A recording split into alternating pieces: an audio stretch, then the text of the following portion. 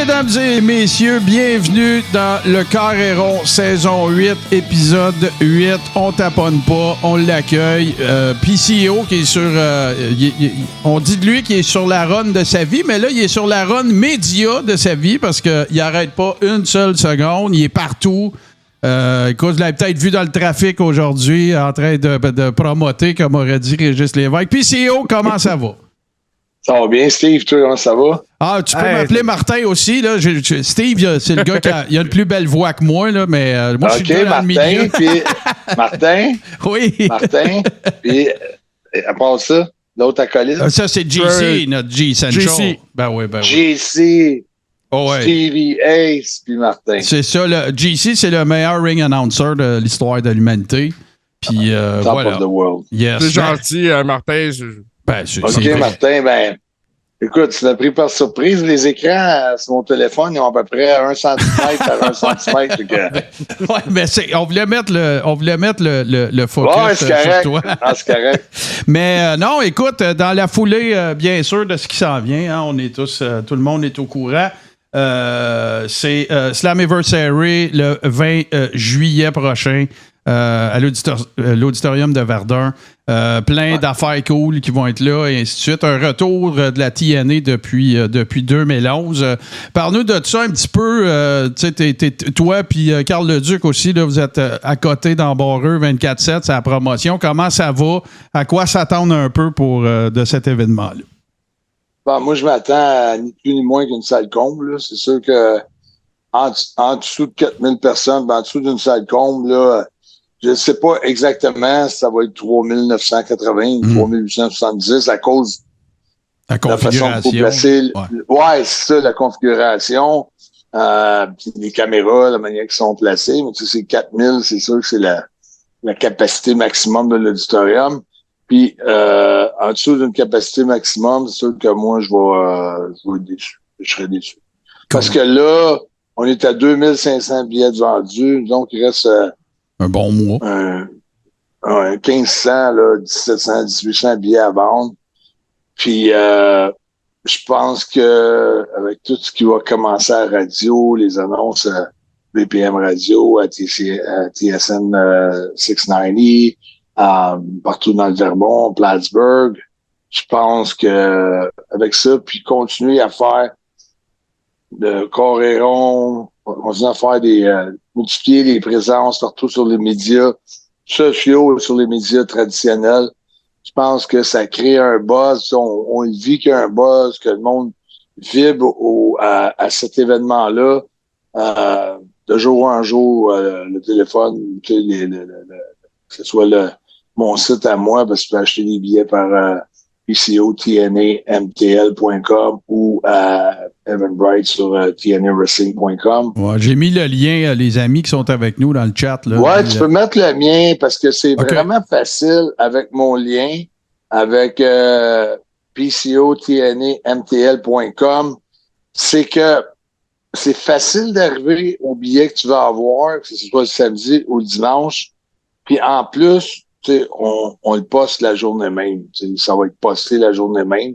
Donc, ce sera pas un digital, ça va être un vrai billet physique. Et il y a beaucoup de monde qui comme pas pareil aller acheter un billet en ligne puis donner l'information de leur carte de crédit ou peu importe. Là, peut faire un virement aussi. Ça va dans le Shopify, de toute façon, c'est sécurisé. Puis Evan Bright aussi est très sécure, il n'y a pas de problème là. Je veux juste dire, moi, c'est sûr que pour le Québec, le monde passe pas mal par bon magasin. T'sais. Ou par Messenger.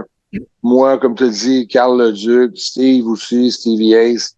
On est là pour aider, faciliter les fans de lutte, que ça soit facile pour eux de se procurer des billets. J'ai mis ton lien à toi dans le chat, fait que c'est réglé. Là. Allez là. Si vous voulez acheter des billets, passez par là, les amis. Le deuxième lien, c'est celui qui est épinglé dans le chat. Fait que passez par là, puis ça sera pas compliqué. Voilà. C'est beaucoup plus simple parce que, mettons, tu vas acheter pour tes amis sur Eventbrite, tu peux pas acheter plus que 10 billets. OK, je comprends. Et j'ai des amis qui ont passé par là. ils ont eu de la misère à trouver le show du dimanche un peu aussi. Fait que, tu sais, c'est pas pour être négatif, Eventbrite est un très bon site. Je vais juste dire que par mon site à moi, c'est beaucoup plus facile.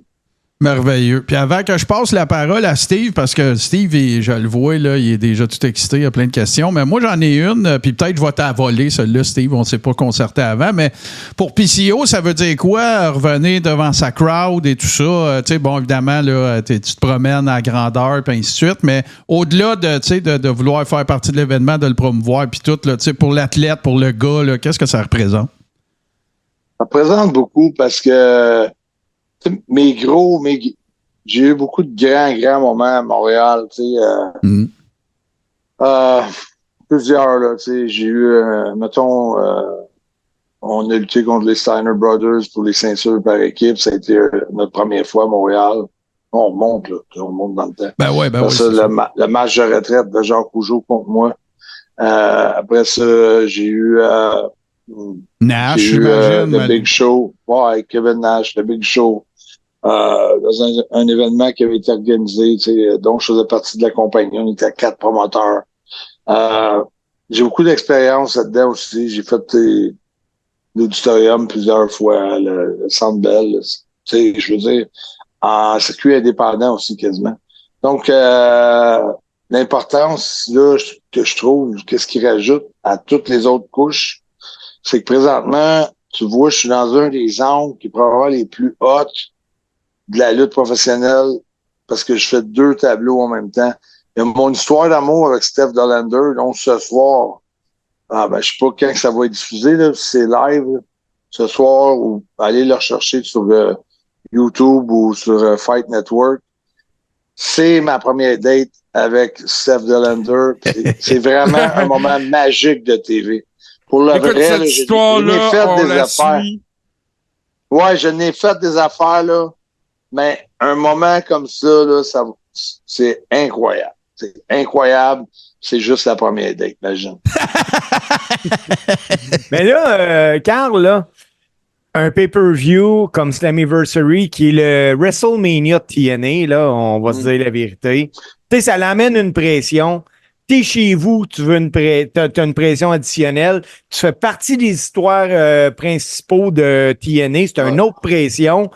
Comment tu fais pour dormir d'ici le 20 juillet? Ça n'a pas de sens? Là, premièrement, je me présente à Philadelphie la semaine prochaine. Ouais, c'est ça. Là, Après ça, écoute, je suis tellement dans l'action que j'ai pas le temps de penser à la pression qui vient avec. Je suis juste dans l'action tout le temps.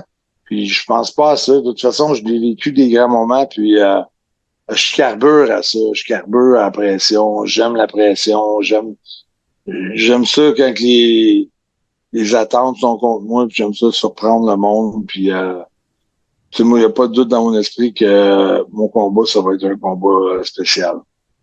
On en sait-tu un peu, juste? On en sait-tu un peu? On sait-tu ton adversaire? Puis, Ouais, ça va être pour 2 titres. Un titre très important pour moi, un titre qui est ramené par AJ Francis, qui est un ancien joueur de football des Dolphins de Miami. Puis c'est un gars de quoi, 6 pieds 6, 330 à peu près. Là. Je pense qu'il y a du monde qui l'ont connu dans Hit Row. Là. Je pense que il était top dollar. Ouais, c'est ça. Ben ouais, c'est du top dollar, là, c'est first class. Puis tu sais, malgré, on a vu Braun Breaker la semaine passée vouloir faire Frankensteiner, glisser sur le 3e corde, puis se ramasser ses fesses. Tu sais, ça arrive à tout le monde. C'est plate quand ces choses-là arrivent, ça n'enlève pas la qualité du lutteur. Tu sais. En tout cas, moi, je le trouve très fort au micro. On va le voir à soir là, dans l'angle de Dillander. Il est vraiment, vraiment... Il va être détesté. Il va vraiment, vraiment être détesté. Puis, vu que c'est top dollar, vu que c'est first class, vu que c'est Monsieur Argent, pour m'écœurer, il a envoyé un de ses amis, là, un rapper, je sais pas trop quoi, acheter la ceinture internationale de Gino Brito. Puis avec la ceinture Digital Media, plus la ceinture internationale, les 2 ceintures sont à l'enjeu à Montréal. pour moi, je veux dire, tu sais, après Dino, il y a eu King Tonga, il y a eu une coupe de Dave Schultz, c'est une coupe de champion international, mais de pouvoir continuer cette legacy-là, pour moi, ça a une importance. Puis pas juste pour un soir, pour continuer la run avec cette ceinture-là puis la défendre régulièrement. Même, il n'y a pas eu, dans le temps d'Alofa, c'était pas Rikishi qui avait ça aussi, là? Il l'a eu à un moment donné? Non, c'est Great Samu. Ouais, Great Samu. Ah, ben oui, Magnificent son Samu cousin. aussi, oui, c'est vrai. Ouais, c'est le Great Samu, exactement. Ça a été probablement un des derniers en 1987 que ça a fini. Là, pour moi, cette ceinture-là, il y a pas, non, mais c'est juste que Dino était champion 7 ans. C'était pas le grand monde. Tu sais, à part les Lutez, Color Kowalski, Edouard Carpentier, Mad Dog Vachon, Abdullah the Butcher. Tu sais, la ligne de champion de cette ceinture-là est incroyable. Ouais, ce qu'on appelle à boxe le lineage, là, tu sais, le passage d'un à l'autre, là, c'est sûr que, tu sais, même à la boxe, tu sais, t'envoies des, tu sais, il y a des chaînes YouTube qui font juste ça, tu sais, raconter le lineage d'un titre, là, tu sais. Oui. Puis ça, c'est vraiment très, très fort. Depuis 1935 que ce titre-là est mis en jeu. Puis je te disais que le lineage du titre, ça s'appelle International Heavyweight Wrestling Champion. Ce championnat-là, un lineage aussi fort que la ceinture de la NWA, que Billy Corgan des Smashing Pumpkins a racheté de Jim Crockett. C'est l'équivalent. Pour ceux, donc, ça a beaucoup d'importance pour moi. C'est pour ceux qui... tu sais, tantôt, on parlait d'AJ Francis puis Top Dollar aussi. Là, ceux qui ont trippé sur WWE Treasures aussi, là, c'est lui qui animait la saison 1. C'est lui qui allait voir les workers pour dire « Hey, on cherche la robe à Ric Flair. On cherche le collier à Junkyard Dog. » Il est bon au micro. Oui, il est très bon sur le micro. Peux-tu nous parler un petit peu de comment ça s'est passé? Moi, c'est le genre d'affaire, moi, que je suis tout le temps bien curieux de savoir. Parce que là évidemment, on s'entend, là, tu contribues beaucoup à la promotion de l'événement, mais qu'est-ce qui a fait que Slammiversary, c'est à Montréal cette année? T'as-tu fait une cabale? T'as-tu fait... t'es gosses-tu depuis 2 ans? Comment ça s'est passé? Non, j'ai pas chalé personne. Mais t'as dit bien franchement comment c'est arrivé. Scott D'Amour a toujours rêvé que je fasse partie d'un show à Montréal. OK. Puis il a toujours dit, la journée qu'on va à Montréal, ça va être malade parce que je sais que tu vas être over puis que ça va être fou. Puis il a toujours rêvé de faire un show à Montréal avec nous. Là, le 13 janvier, nous autres, on a commencé les négociations pour un show à Montréal avec Scott. Puis on était supposé aller à la Place Belle. Le 13 janvier, c'était Hard to Kill à Vegas. Juste avant ça, peut-être 2 semaines avant, début janvier, Scott se fait congédier. Puis là, je t'arrête. Je t'arrête 2 secondes. Quand tu parles de Hard to Kill aussi, c'est le fameux événement où est-ce que, tu sais, au début, là, on ramenait le nom TNA. C'était comme l'espèce de refresh. On avait fini en novembre, au dernier show. Parce que là, on allait upgrader notre production, qui est absolument incroyable. Là, on avait sorti le Trésor de l'eau, puis TNA. Il y avait tellement un excitement dans le vestiaire. Je pense qu'ils nous ont filmé, nous autres, en arrière, au moniteur, en train de regarder ça. Cette vidéo-là, que 6 gars seulement savaient le secret, qui ont gardé le secret. Puis ça s'est levé d'un bond, là, comme des fans de lutte. Les gars, c'était TNA dans le vestiaire, tu sais. Je me rappelle, on en a parlé, puis tu sais, c'est un autre sujet, on le revisitera peut-être. Mais tu sais, c'était particulier parce que c'était le reboot de TNA, puis Scott D'Amour n'était pas là, tu sais, fait que c'était spécial. Ouais, là, ça a comme donné un encoche, si tu veux, après Hard to Kill. Il y a beaucoup de fans qui étaient « Ah, voyons, qu'est-ce qui se passe? Pourquoi? Il était bon? » Blablabla. Puis moi, comment tu penses je me sentais? Moi, c'est sûr. J'avais donné ma démission au mois de novembre. Le matin, d'un TV taping, puis j'avais des offres ailleurs. Je donne ma démission, puis là, Scott me fait venir dans son bureau pendant que normalement, il fait le Gorilla Position. Il prend du temps, il passe quasiment une demi-heure, 1 heure avec moi, puis il me dit « Avoir su que tu donnais ta démission le matin, j'aurais pas fait les démarches pour louer de la Place Belle, tu sais. » Là, moi, je me dis « Wow, c'est quoi ça, la place? » Ben, ça fait longtemps que t'en parles, mais tu sais, j'ai jamais eu de concret avec ça. Là, elle me dit non, vraiment, là, j'ai même fait des approches avec Yvon Michel, puis on est vraiment là, on est sur le bord de louer, puis tu sais, c'est fait, c'est dans le sac. Puis tu sais, ça va être tout qui va être featuré là-dedans, ça va être tout qui va être le centre d'attention, tout ça, puis ça va être gros. OK. Il dit, ça prend quoi qu'au lieu que tu dises j'étais bien avec la TNA, j'aimais la TNA, pour que tu dises je suis bien à la TNA, j'aime la TNA. Bon, ben, j'ai dit, faut régler la question salariale, premièrement. Deuxièmement, ben, faut que tu me confirmes qu'on va aller à Montréal pour le vrai, que c'est pas une joke, tu sais. Fait qu'il fait ça sur papier. Boum, je reçois tous les papiers. Il signe un nouveau contrat en me fiant sur le show de Montréal. Il est congédié au mois de janvier. Ben voyons donc, capoté, ça. Moi, je pense que tout tombe à l'eau. J'oublie ça. C'était supposé être pour Rébellion. T'sais. Moi, je pense plus à ça. Je laisse tomber tout. Je focus sur ma carrière de lutte. J'oublie Montréal. C'est plate. J'ai pas vu mes fans depuis longtemps. Ça aurait été un moment spécial. D'un coup, l'équipe de production, par contact, ils disent hey, on a eu des discussions avec l'auditorium de Verdun. Je pense qu'on serait capable d'avoir une date pour Slammiversary. Et là, je rallume. J'étais comme allumé bien raide. Slammiversary, en plus, c'est Slammiversary 20. Ça va faire cette 20e édition de Slammiversary, c'est super big. T'sais. Fait que là, c'est ça. Du temps-là, c'est de l'adrénaline. Je suis comme prime et bien raide. Puis là, j'en ai une autre question, plus pas rough, mais en tout cas, c'est plus to the point, là.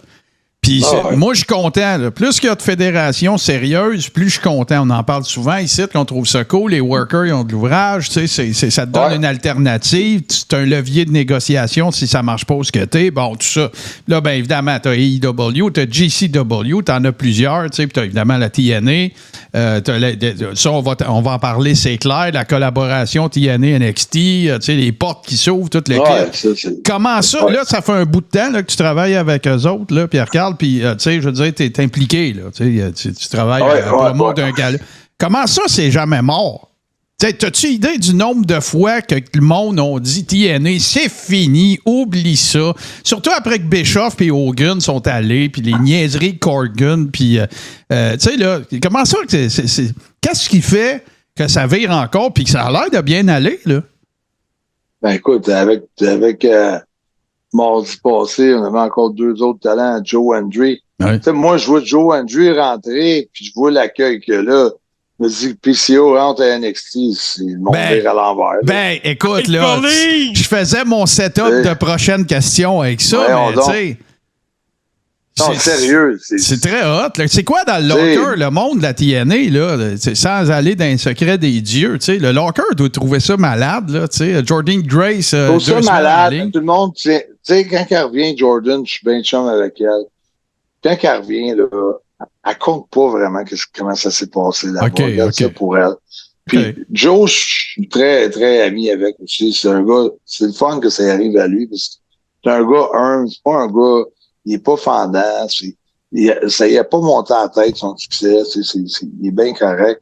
Puis moi, je trouve que si ça arrive à un gars de même, on est doublement content. Puis Kazarian aussi, c'est cool, là, tu sais, parce qu'écoute, là. Mais Kazarian, qu'est-ce qui arrive? La raison pourquoi je vois Kazarian qui était là, c'est que dans un des matchs main event, tu vas avoir un six-pack pour le titre mondial.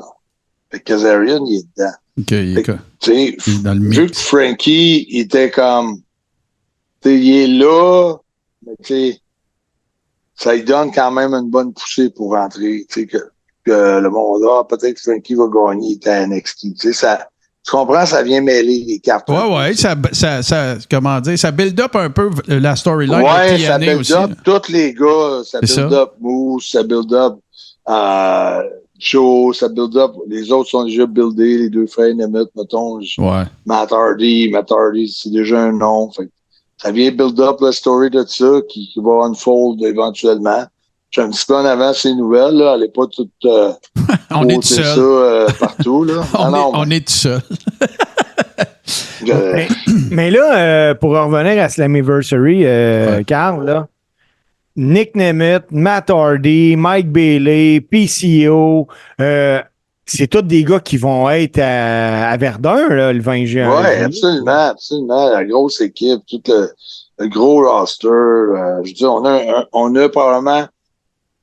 Moi, je pense qu'on a un vestiaire vraiment talentueux. Là. Je suis pas gêné devant aucun autre vestiaire.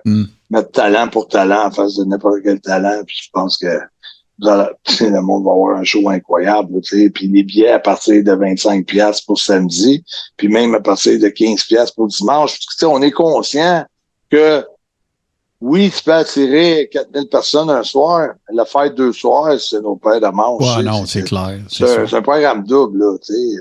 C'est sûr que ça. Ouais. Puis, tu sais, moi, ce que j'aime, là, je regardais sur Eventbrite. Moi, j'ai déjà mes billets, là, grâce à JC, mais je regarde, tu sais. Puis là, je comprends, là, je veux pas tomber dans le jeu des comparaisons, là. Mais, tu sais, 25$, là.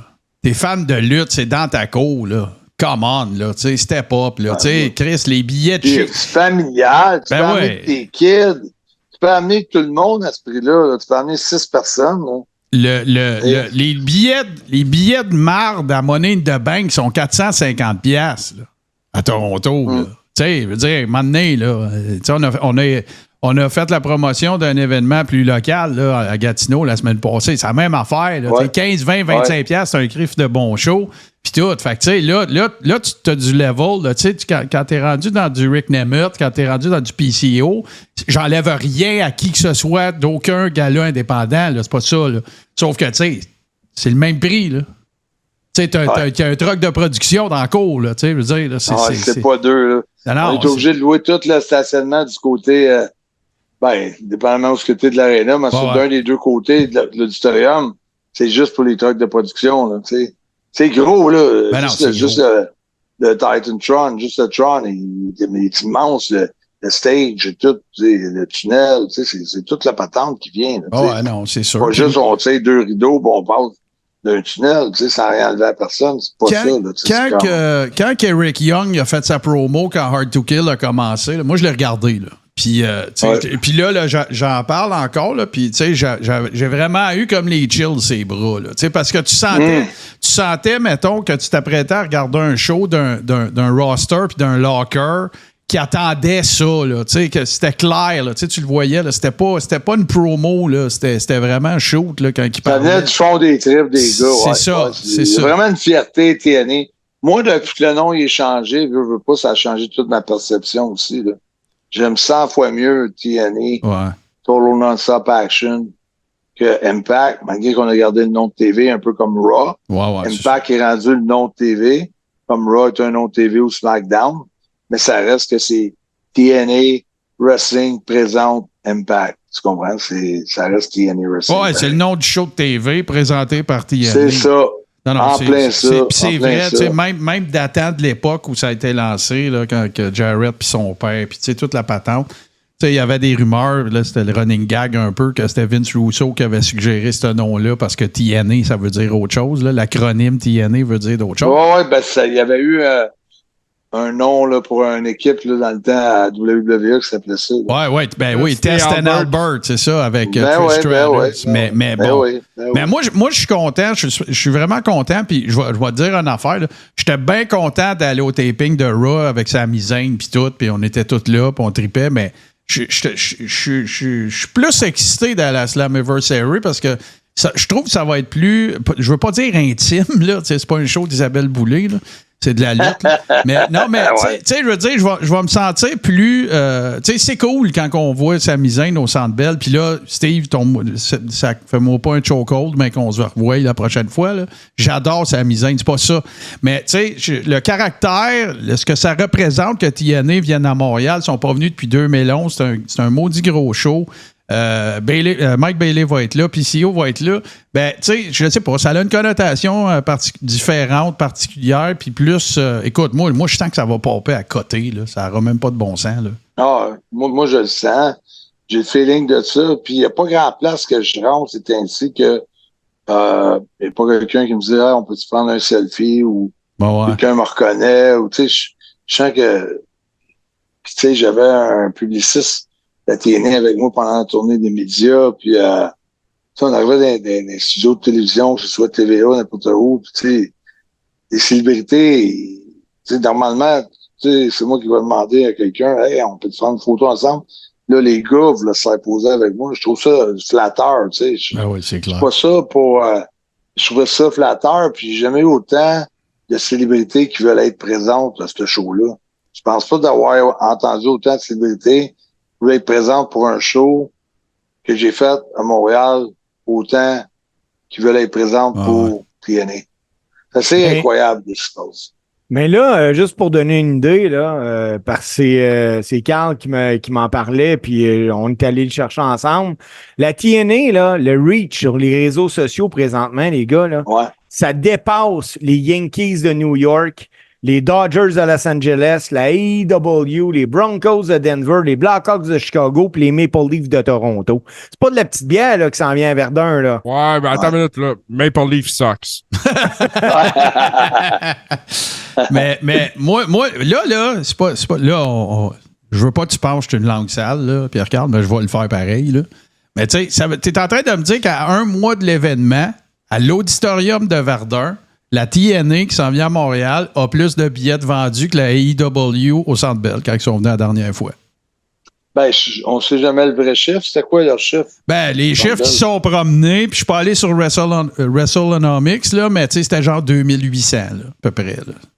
Ouais, c'est ça. Mais tu sais, faut que le monde prenne en contexte aussi des fois que, OK, eux autres, ils ont un show par semaine. C'est de l'ouvrage. Quand ta TV n'est pas si forte que la WWE, mettons, qui a une force de pénétration incroyable dans tous les réseaux mondiaux, tu sais, que ce soit aux États-Unis, au Canada, dans tous les pays. Tu sais, nous autres, on est fort aux États-Unis dans beaucoup de marchés avec Access TV. Dans d'autres marchés, on n'est pas gros présent. Au Canada, on est sur Fight Network. Tu sais, à soir, le monde qui veut voir le match, la date PCO, Steph Delander, qui est un gros storyline, tu sais, qui est entremêlé avec AJ Francis qui vient gâcher le party un peu. C'est sur Fight Network. C'est Fight Network. Ouais. Non, puis tu sais, tout le paysage médiatique aussi, parce que ce que tu racontes là, c'est super important, tu sais. Les affaires, les échiquiers étaient après se placer, tu sais, là. La I a annoncé que ça en allait avec Netflix, Big Box, tout le kit, 5 milliards, machin. Après ça, AEW, ben, est en train d'annoncer que lui-ci, ses affaires vont être sur une plateforme, tout ça. TNA, ben, ça fait partie d'un réseau, puis Access TV, tout ça, tu sais, le bon, la Ben, nous autres, on est sur Endeavor Plus, puis on va même commencer à diffuser des événements télévisés en direct sur cette plateforme-là. Puis aussi, on ne sait jamais, là, tu sais, avec les bonnes ententes qui se passent présentement avec WWE, tu sais, c'est facile de dire à WWE, bon, on s'en va du USA Network. Nous autres, on aimerait ça. Peut-être que si vous pouvez placer TNA. Je sais pas, tu sais, là, je fabule. Ben non, mais écoute, attends un peu, là. Ça serait extraordinaire. Ben, attends un peu, là. Regarde bien, là. Là, on est quoi, là? On est le 20 juin 2024. On reculera pas de 2 ans, là. OK? On va reculer, mettons, le 1er janvier 2024. Ici, dans le carré rond, là, si on avait dit, hey, les boys, non, ben, ouais, là, il y a eu le Rumble à la fin janvier, on aurait pu allumer, mais mettons. Ouais, ça a commencé un peu, là, avec Jordan, mais mettons, là, le 1er janvier, là, moi, dans le carré rond, je dis, les boys, moi, je vous prédis qu'il va y avoir des collaborations TNA, NXT, puis qu'il va y avoir un match Roxy Perez contre Jordan Grace pour pas pour les belts respectives, mais vous m'auriez envoyé chier, là, vous m'auriez dit, ben, t'es malade, là, qu'est-ce que tu fais là? Pour enchérir sur ce que tu dis là, il nous a envoyé une fille aussi à Chicago de NXT pour affronter Jordan. Fait que ça a été back and forth. Là, ça n'a pas été juste un côté. Puis, Against All Odds, c'était des grosses cotes d'écoute pour nous autres. C'est sûr que tu avais le retour de Jeff Hardy qui retournait aussi. Là. Ouais. Et ça m'ouvre l'aiguille un peu. Moi, là, j'avais un sujet que je voulais parler à soir, puis je vais abuser de ta présence, puis CEO, parce que moi, je vais te parler de quelque chose. Oui. OK. Moi, là, j'ai un rêve mouillé, ça fait longtemps. OK? Nous autres, là, on est les trois, là, moi, Steve et JC, là, on est des fans finis de King of the Ring dans une veillée. OK? Tu sais, dans le temps, là, quand Brett a gagné, Owen, tout ça, là, je passe tout droit sur King Mabel, là, mais paix à son nom. Austin, ben oui. Puis ça, c'est un concept qu'on tripe dessus. L'autre affaire, c'est Night of the Champions. Moi, j'aime ça. T'sais, j'aime ça, là, un vrai gala de fucking lutte. Tu sais que tous les titres sont en jeu. T'es pas obligé d'avoir 6 mois de storyline, puis fuck la bloodline, puis tout. Tu sais, des matchs de lutte. Ouais. Je rêve-tu en couleur, puis qu'est-ce que tu penses de ça, Pierre-Carl? Si un moment donné, là, tout le monde se rapprochait. Tu sais, regarde le baseball. T'as la Ligue américaine, t'as la Ligue nationale, il y a des divisions. À la fin, ils éliminent tout le monde, puis à la fin, série mondiale, c'est chaque bord 1 contre 1. Merci, bonsoir. Mais ça. Ça serait. Puis tu prends, regarde, là, GCW, tu sais, là, je veux pas faire de discrimination, mais la TNA, AEW, Ring of Honor, tu sais, puis là, tu fais pendant l'année, là, je te dis pas que tu prends du airtime pour tout faire ça, mais dans ta fête à toi, tu dis, garde bien, là, à soir, c'est l'aspirant numéro 1 contre le champion intercontinental. De toute façon, là, ils ont tous les mêmes belts, là. C'est le concept des belts est tout pareil. T'as champion international à AEW. Bon. Puis là, tu fais One Night Only. Les portes, les Forbidden Doors, là, on les ouvre pas. On les crisse à terre. Puis là, t'as le gala des galas, puis fuck Mania, ça change rien à Mania, ça change rien à toutes les gros. Ça serait malade, là. Ça serait écœurant. Mais c'est juste la question que tout le monde, chaque propriétaire, chaque... tu diffuses ça, tu sais. C'est ça. C'est ça le problème. Au bout de la ligne. Mais moi ça va marcher, ça marche. Ça marche, c'est juste que tu sais, un gars veut que son... moi, ma fête est plus grosse. Pourquoi que mon champion... On va perdre. C'est ça. C'est là que ça devient compliqué, tu sais. Mais pas de titre en jeu, là. L'honneur. Pas de titre en jeu, là. Ouais, même l'honneur. Ça marche. Ça reviendrait pareil au même. Là. Ben ouais. Mais ça, je te dis pas que ça arrivera jamais parce que on aurait, comme tu dis, moi, j'aurais jamais vu ça. OK, c'était correct. On a eu Mickie James qui était allé à un moment donné en tant que knockout girl. Après ça, Jordan. Puis je me dis, ils vont peut-être faire ça pour le Rumble de temps en temps. Ouais. Mais moi, je pense que qu'est-ce que NXT aime? Ça, c'est moi, ma perception. C'est que là, ils sont un peu en compétition avec Dynamite le mardi. C'est sûr. Puis là, tu dis, quelle sera la surprise cette semaine? Et là, t'amènes des gars de TNA, puis le monde capote. C'est clair. Parce que t'as l'élément de la surprise. Puis ça, c'est dur pour AEW de compétitionner avec ça. Parce que AEW, quand ils ont fait l'association avec TNA, ils ont juste tout pris. T'sais, ils ont juste tout gagné, tout battu. T'sais, ils n'ont pas fait une belle rivalité comme que présentement, c'est comme si NXT ont mis un peu leur ego de côté. Puis c'est ça. Parce que on écoutait le Rumble. Dans le fond, ils mettent leur écho de côté, mais ils gagnent au point de vue des ratings. C'est sûr, quand ils ont fait... Ils font monter nos ratings à nous autres en même temps. C'est win-win, la patente, là. Steve, t'avais de quoi? Vas-y, je vais le dire après. Là. Oui, moi, ce que je voulais savoir, puis on dit souvent, là, la lutte va bien au Québec parce que nos salles sont pleines, puis tout ça. Toi, là, Carl, tu te promènes partout dans le monde avec la lutte, là. Tu ressens-tu ça un peu partout? Sais-tu présentement que la lutte va bien au Québec ou la lutte va bien partout? La lutte va bien au Québec, mais la lutte dans son ensemble, elle va quand même assez bien partout. Mais c'est spécial ce qui se passe au Québec, pareil.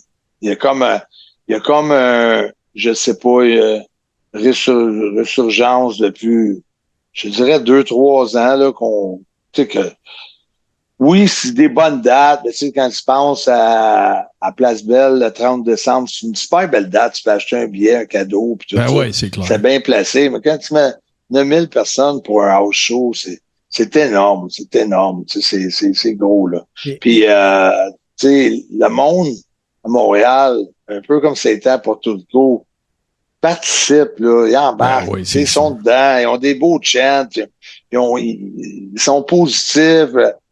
Bon, puis ça me fait penser que la nouvelle attitude que les Canadiens, les fans avaient cette année, je sais pas si ça va rester. Moi, je trouvais ça plate que j'allais voir une game des Canadiens. En troisième période, le gars, il avait pris plus de bière qu'en première période. Puis là, en première, Price, c'est le meilleur goaler au monde. Puis en troisième, c'est qu'il était pas capable d'arrêter un ballon de plage. Tu sais, moi, j'aime ça quand les fans sont là pour encourager, pour s'amuser, pour se divertir, pas pour critiquer tout le temps. Tu sais. Puis je pense que il y a un virage qui s'est fait, le monde participe, le monde a du fun. Le monde s'amuse. Tu sais, un événement comme TNA, le show de dimanche, commence à 5 heures l'après-midi. Tu sais. Il n'y a pas de raison qu'il n'y ait pas de famille là. Il n'y a pas de raison de ne pas avoir de famille. Même samedi, même si le show commence à 7 heures. C'est abordable pour la famille. Fait que je trouve que c'est un événement incroyable. Tu sais. Puis quand tu regardes, tu parles du prix des billets. Tu sais, c'est à peu près le même prix que les billets de la AEW, pareil. J'ai vu des billets à 18, 19 piastres. J'ai vu les stops de billets, là, tu sais, de mes yeux. Là, mais tu parles de belle date, là, le 30 décembre à Place Belle, puis tout. Mais le 20 juillet, là, c'est le début des vacances de la construction, ça, là. C'est une bonne façon de commencer. Ben oui, parce que tout le monde peut partir lundi dans leurs vacances. Ça donne le week-end pour préparer ses affaires, puis aller voir 2 gros galas de lutte, puis moi, je trouve que c'est bien placé parce que Flushing Meadow, il est comme passé. Les Olympiques sont pas commencés. Tu sais, ça tombe dans une belle place. On dirait quasiment que c'est arrangé. On dirait quasiment que c'est un work, la date. Mike Tyson avec Jake Paul qui vont se battre le 15 novembre. Hey, mais ça, là, tu viens de me voler mon punch parce que je m'en allais dire. C'est parce que PCO is not human est allé squeezer Mike Tyson qui ont déplacé la date. Ils ont eu peur de se faire voler les ratings. Je sais pas. Hey, JC, tu voulais ajouter quelque chose, je pense. Vas-y, mon chum. On parlait du succès de la lutte au Québec. Moi, je voulais savoir justement parce qu'en fin de semaine dernière, c'était une grosse fin de semaine de lutte au Québec, PCO. Il y a eu Golden Opportunity. Il y a eu Agostino qui était Guerre civile. Puis bon, toutes les autres promotions locales aussi qui ont donné des gros shows. Moi, ce que je veux savoir, PCO, dans la mesure actuelle, as-tu découvert des nouveaux talents au Québec, des gars que tu aimerais ça voir aller de l'avant plus, ou même peut-être affronter? Ben, pouvoir affronter, il faut que tu donnes le temps aux talents de mûrir un peu. Là. Je ne dis pas que ça ne peut pas arriver. Tout est possible. Tu sais, Zach Patterson, je pense, dans une année, il a affronté Jay White, Okada dernièrement. Tu sais, Kenta en fin de semaine dernière. Ouais, Kenta, c'est ça, il dit Okada, c'est Kenta. Mais, tu sais, Zach, oui, c'est quand même un très bon prospect. Ian Harrison, que, tu sais, j'entends souvent son nom. Je le connais aussi personnellement. Je l'ai croisé à plusieurs reprises. C'est un autre bon prospect. Après ça, t'as d'autres, plus, je dirais pas plus jeunes, mais moins imposants. Mathis Smith, c'est un gars qui fait quand même beaucoup de choses. Puis il y en a d'autres, mais je dirais pas que c'est des gars que je rêve d'affronter. Là. Je suis pas là dans ma carrière présentement, mais c'est certainement des gars qui méritent d'avoir éventuellement une chance de se faire valoir ou d'être au moins vus par des décideurs importants de la lutte professionnelle. Ouais, ben c'est dur là, pour toi, là, Carl, d'avoir des gars de rêver d'affronter quand tu as eu des feuds avec Bret Hart et Shawn Michaels. Ouais. C'est parce qu'au lieu d'aller par en bas, tu veux tout le temps aller par en haut. C'est normal. C'est vraiment rough là, d'avoir des dream matchs. Un coup que t'as lutté contre Bret, la bucket list puis la checklist est pas mal. Ouais, Gunter, il y en a eu plein. Là. Ilya Dragunov, Léo Tonga, Tama Tonga, il y en a eu, El Fantasmo, Dave Finlay Jr. Écoute, Ben, ma liste est longue là, de gens talentueux. Mais là, on va jaser un peu athlète. Là. Qu'est-ce qu'il t'en reste? Steve, tu peux pas le mieux dire. Il t'en reste-tu quelques-uns des Dream Match? C'est faisable, là, je veux dire, que ce soit avec des gars de la TNA ou pas. Ben, il y en a une couple qui se sont effacés par la force des choses. Sting en était à un, Undertaker en était à un. Les gars se sont retirés, c'est sûr que j'aurais adoré un de ces deux-là, c'est évident. Écoute, des Dream Match, là, Fight Gunter, à un moment donné, peut-être aussi. Ça, cool. Là, parce que là, je veux pas... Mais ça serait sur un autre niveau. Ça serait d'autres choses. Mais je veux pas raconter toute l'histoire, là, mais tu sais... Mettons ton comeback, je vais appeler ça comme ça, puis je veux pas que ça t'insulte, là, mais c'est ça. La résurrection. On va l'appeler de même. La résurrection. Ça a fait de la personnage. Cette résurrection-là a amené une résurrection qui était après ça en parallèle. Ben tiens, je le sais comme. J'ai le bon terme. Le jump start. J'aime ça. Le jump start de la carrière de PCO, ça a commencé avec un match, tu nous l'as raconté dans l'épisode qu'on n'a pas enregistré, mais tu nous l'as raconté. Écoute, tu te fais coller à la dernière minute, saute dans ton char, descends Orlando, bon, ça finit Louisiane. Les longs ponts là-bas. Oui, non, c'est celui-là. C'est un des plus longs ponts. Faut que tu fourches à un moment donné. Ouais, c'est ça, mais tu t'en vas là-bas, ton chest, c'est du steak haché.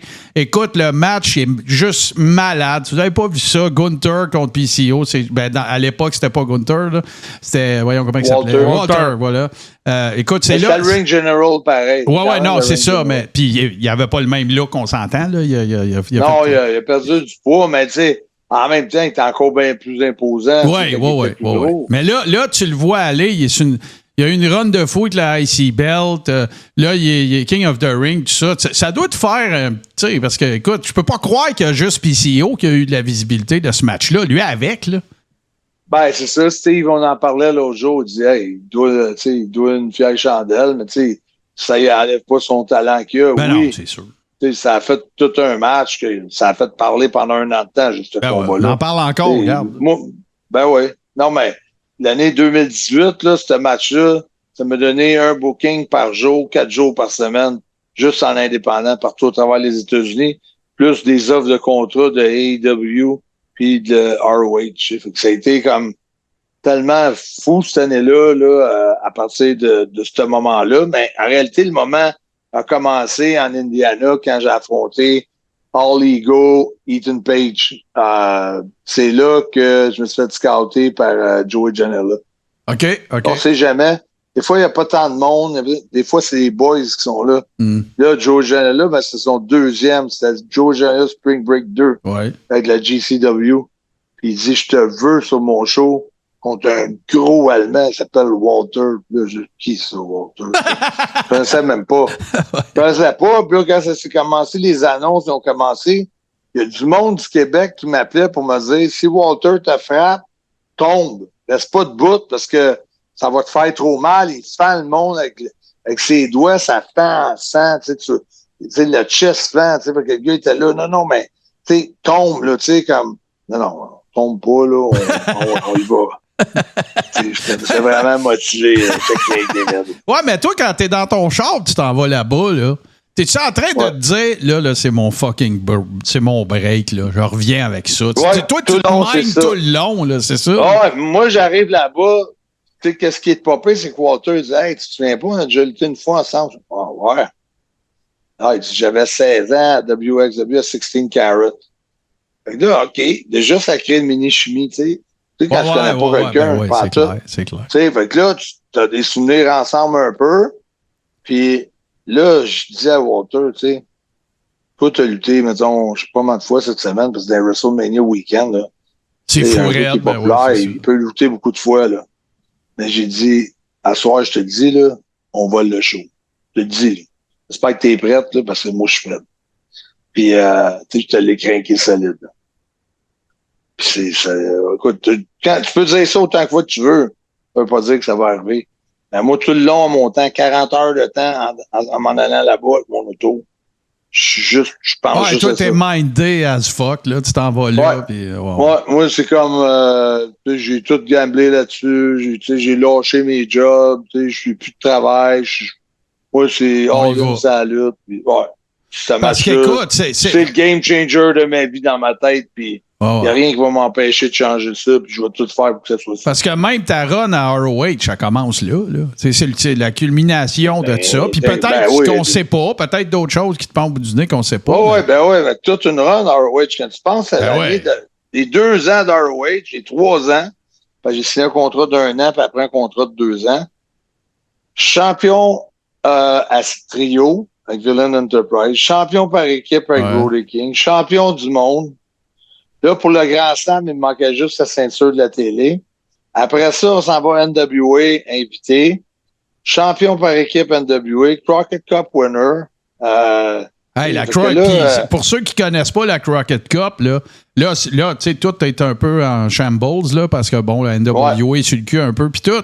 Mais la Crockett Cup, là, l'année que tu étais là, le match des Briscoes, écoute, c'est tout du 5 étoiles bord en bord. C'est fou raide, là, c'est capoté. Mais il n'y a pas d'hologramme en 3D quand ils s'en viennent au ring. Là. Non, puis il y a de la liqueur qui revole, puis tout. Le gars-là de fou. 2018, je pense, Crockett Cup 2018, qui est cinglé de même. Ça. C'est fou raide. Moi, à un moment donné, j'ai quelque chose, c'est 3 matchs, là. 3 matchs quasiment back à back. Il y a tout ce qu'on aime dedans. Il y a tout ce qu'on aime là-dedans. Il y a un tournoi. La Crockett Cup, c'est malade. C'est fou raide. Puis moi, j'installe ça. Je dis, hey, tout le monde me parle de cette Crockett Cup 2018. Je pars ça, mais tu sais, je m'installerai pas, là. Puis là, je suis plus capable décrocher. Puis je suis pas capable. Puis Rock'n'Roll Express qui arrive, qu'est-ce que c'est? Si vous avez la chance de tomber là-dessus, Crockett Cup, n'importe quel, mais évidemment, un peu plus celle-là, parce que c'est d'elle qu'on parle. Vous avez la chance de regarder ça. Puis le match contre Gunther, écoute, ça, ou Walter. Le combat contre Walter, moi, je l'ai revu récemment, puis c'est... écoute, c'est du combat de lutte comme je les aime, ça brasse. Ça fait mal, tu sais. T'as le chest bleu. T'as le chest bleu. C'est bleu, mauve, noir. C'est fou, raide. Puis, qu'est-ce qui arrive dans ce match-là? C'est que j'ai un accueil glacial, complètement glacial. Ouais. Puis, à mi-match, dans le milieu d'un échange, que je commence à rentrer des moves comme un spring-legged moonsault, un moonsault de la 3 en bas. Là, je commence à rentrer des gros moves. Puis là, l'échange commence. Le monde, ils viennent fous, là. Ça se lève d'un trait, là, comme tout le monde est assis, puis tout le monde se lève debout en même temps, puis c'est un moment magique. J'ai jamais vécu ça de ma carrière. C'est la seule fois que j'ai vécu un accueil glacial, puis d'un trait, tout le monde est en folie furieuse. C'est complètement... Ça a passé euphorique. Ça a passé proche, par exemple, les gars, là, parce que Carl, je vais te demander de le compter, que ça l'arrête.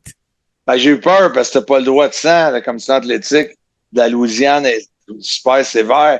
Quand j'ai fait mon moonsault de la 3, écoute, Walter donc il m'a poigné les pieds. J'arrivais à la face dans le ciment, puis j'ai ouvert un peu, juste une goutte de sang. Là, j'étais là pour là, tu te liches la main. C'est le contraire d'un blade job.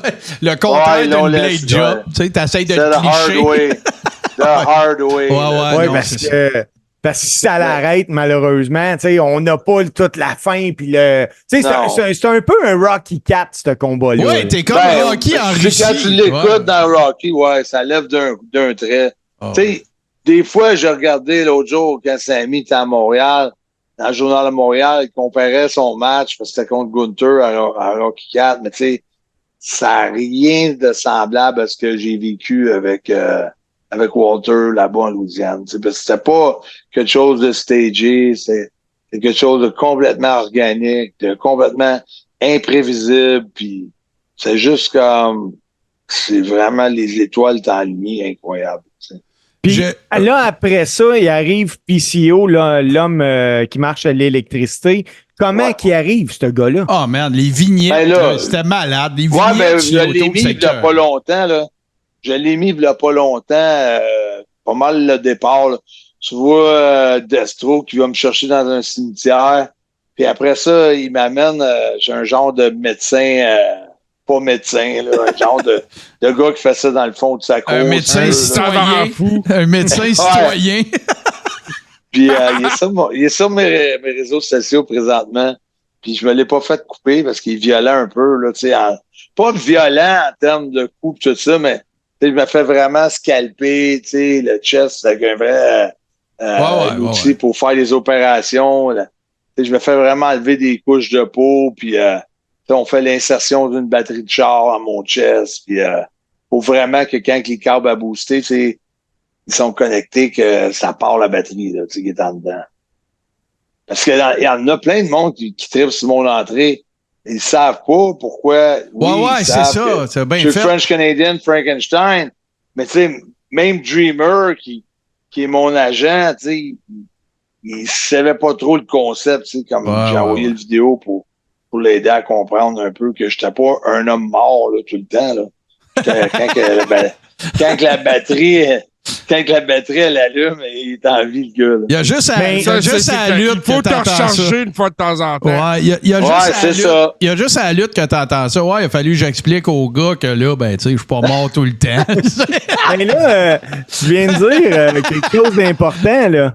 Ton entrée, le monde tripe dessus. Ah, vraiment. À Verdun, l'entrée va être particulière, j'imagine. Ben, j'espère, là. Moi, écoute, Moi, je veux que l'entrée, ça vaut le prix du billet. Ça, c'est mon rêve, mais tu sais, je vais voir. Il y a beaucoup de départements là, qui sont impliqués là-dedans. C'est clair. T'es public, t'as les pompiers, t'as ça. Ça prend des permissions, tu sais. Puis en même temps, ça va se faire. Tu veux pas faire ça backyard non plus, là, tu sais, ça te prend toutes les autorisations. Tu peux pas. L'auditorium de Verdun, c'est une autorité municipale. Il faut que tu ailles avec les règlements by the book. Là, j'ai une question pour toi. Bon. Ben non, moi, je suis sûr que je suis même pas inquiète pour ça. De toute façon, là, parlez pas de ça. Le monde, ils ont juste à y aller s'ils veulent l'avoir, l'entrance. Ouais. Mais, non, ben. Acheter les billets. Ouais, c'est ça. Mais là, t'en as glissé un mot tantôt parce que tu parlais du match Gunther, Sami Zayn, Mania. Puis je veux pas te faire mal parler de la I, c'est pas ça. Qu'est-ce que tu penses de ça, toi, les événements majeurs comme SummerSlam à Minnesota l'année prochaine, ça va être 2 jours. Qu'est-ce que tu penses de ça, le fameux 2 jours? Toi, t'en as parlé beaucoup, là. T'as-tu un point de vue là-dessus? Là? Je veux pas te faire bâcher un autre Fed, là, mais. Non, j'ai bâché pas, surtout qu'on est en bon terme avec eux autres. Mais je pense, honnêtement, j'aime autant avoir 2 jours d'événement qu'un événement de 8 heures. Ça, personnellement. C'est un peu ça qu'on a dit, nous autres, avec, parce que là, c'est rendu, là. Hey, le WrestleMania, là, il était tellement long à un moment donné que le monde. Le main event, il fallait que tu le mettes premier match, tu sais. Oh, non, mais tu vas même pas mettre ton main event à la fin. Mania, c'est rendu comme les Olympiques qui durent 2 jours. T'sais, c'est jam fucking pack, ça n'a pas de bon sens. Pas juste les matchs, là. Hey, le pre-show. Carl, le pre-show, c'est 2 heures. Je te le dis, là, tu pourrais. Écoute ça, là. C'est pas des jokes que je vais dire. Là, j'exagère même pas, là. Prove me wrong, là. OK? Tu peux ne pas écouter l'AI pendant 1 an, arriver à Mania, te plugger devant 2 heures avant l'événement, puis tu sais toutes les storylines, puis t'as rien manqué. Ben, ils vont tous les recap. Ils vont tous recap. C'est ça. T'as rien manqué, là. Tu sais, avant le Super Bowl, ils remontent pas toutes les games, esti, là. C'est parce qu'ils savent qu'il y a beaucoup de casuals qui se sont logués à la dernière minute. Ben ouais, c'est sûr, puis je comprends. C'est carrément ça. Mais il reste que, par exemple, écoute, moi, c'est la première fois dans l'histoire du Coréron, OK? Le Coréron, là, c'est la 8e saison, là, OK? Puis c'est jamais arrivé que j'aie des collaborateurs, puis que moi, puis un collaborateur, là, puis JC, on est un peu dans la même équipe. C'est tout d'accord. Non, pas en tout. C'est la première fois que c'était aussi diamétralement opposé. Steve, là, tu sais, on a parlé, mettons, puis je sais pas pour te bâcher, Steve, là, c'est parce qu'on a non, vas-y. Mais Steve, là, le main event, là, lui, là, c'est comme 2 sur 10, puis moi, puis JC, tu sais, c'est 11. Tu sais, c'est la première fois que ça arrive, là. Quand The Rock... main event avec The Rock Taker. Ouais, c'est ça. Tout le monde qui était là, les apparitions. Ouais, je reviens à ce que je t'ai dit pour le talent de TNA qui apparaît à NXT ou vice-versa.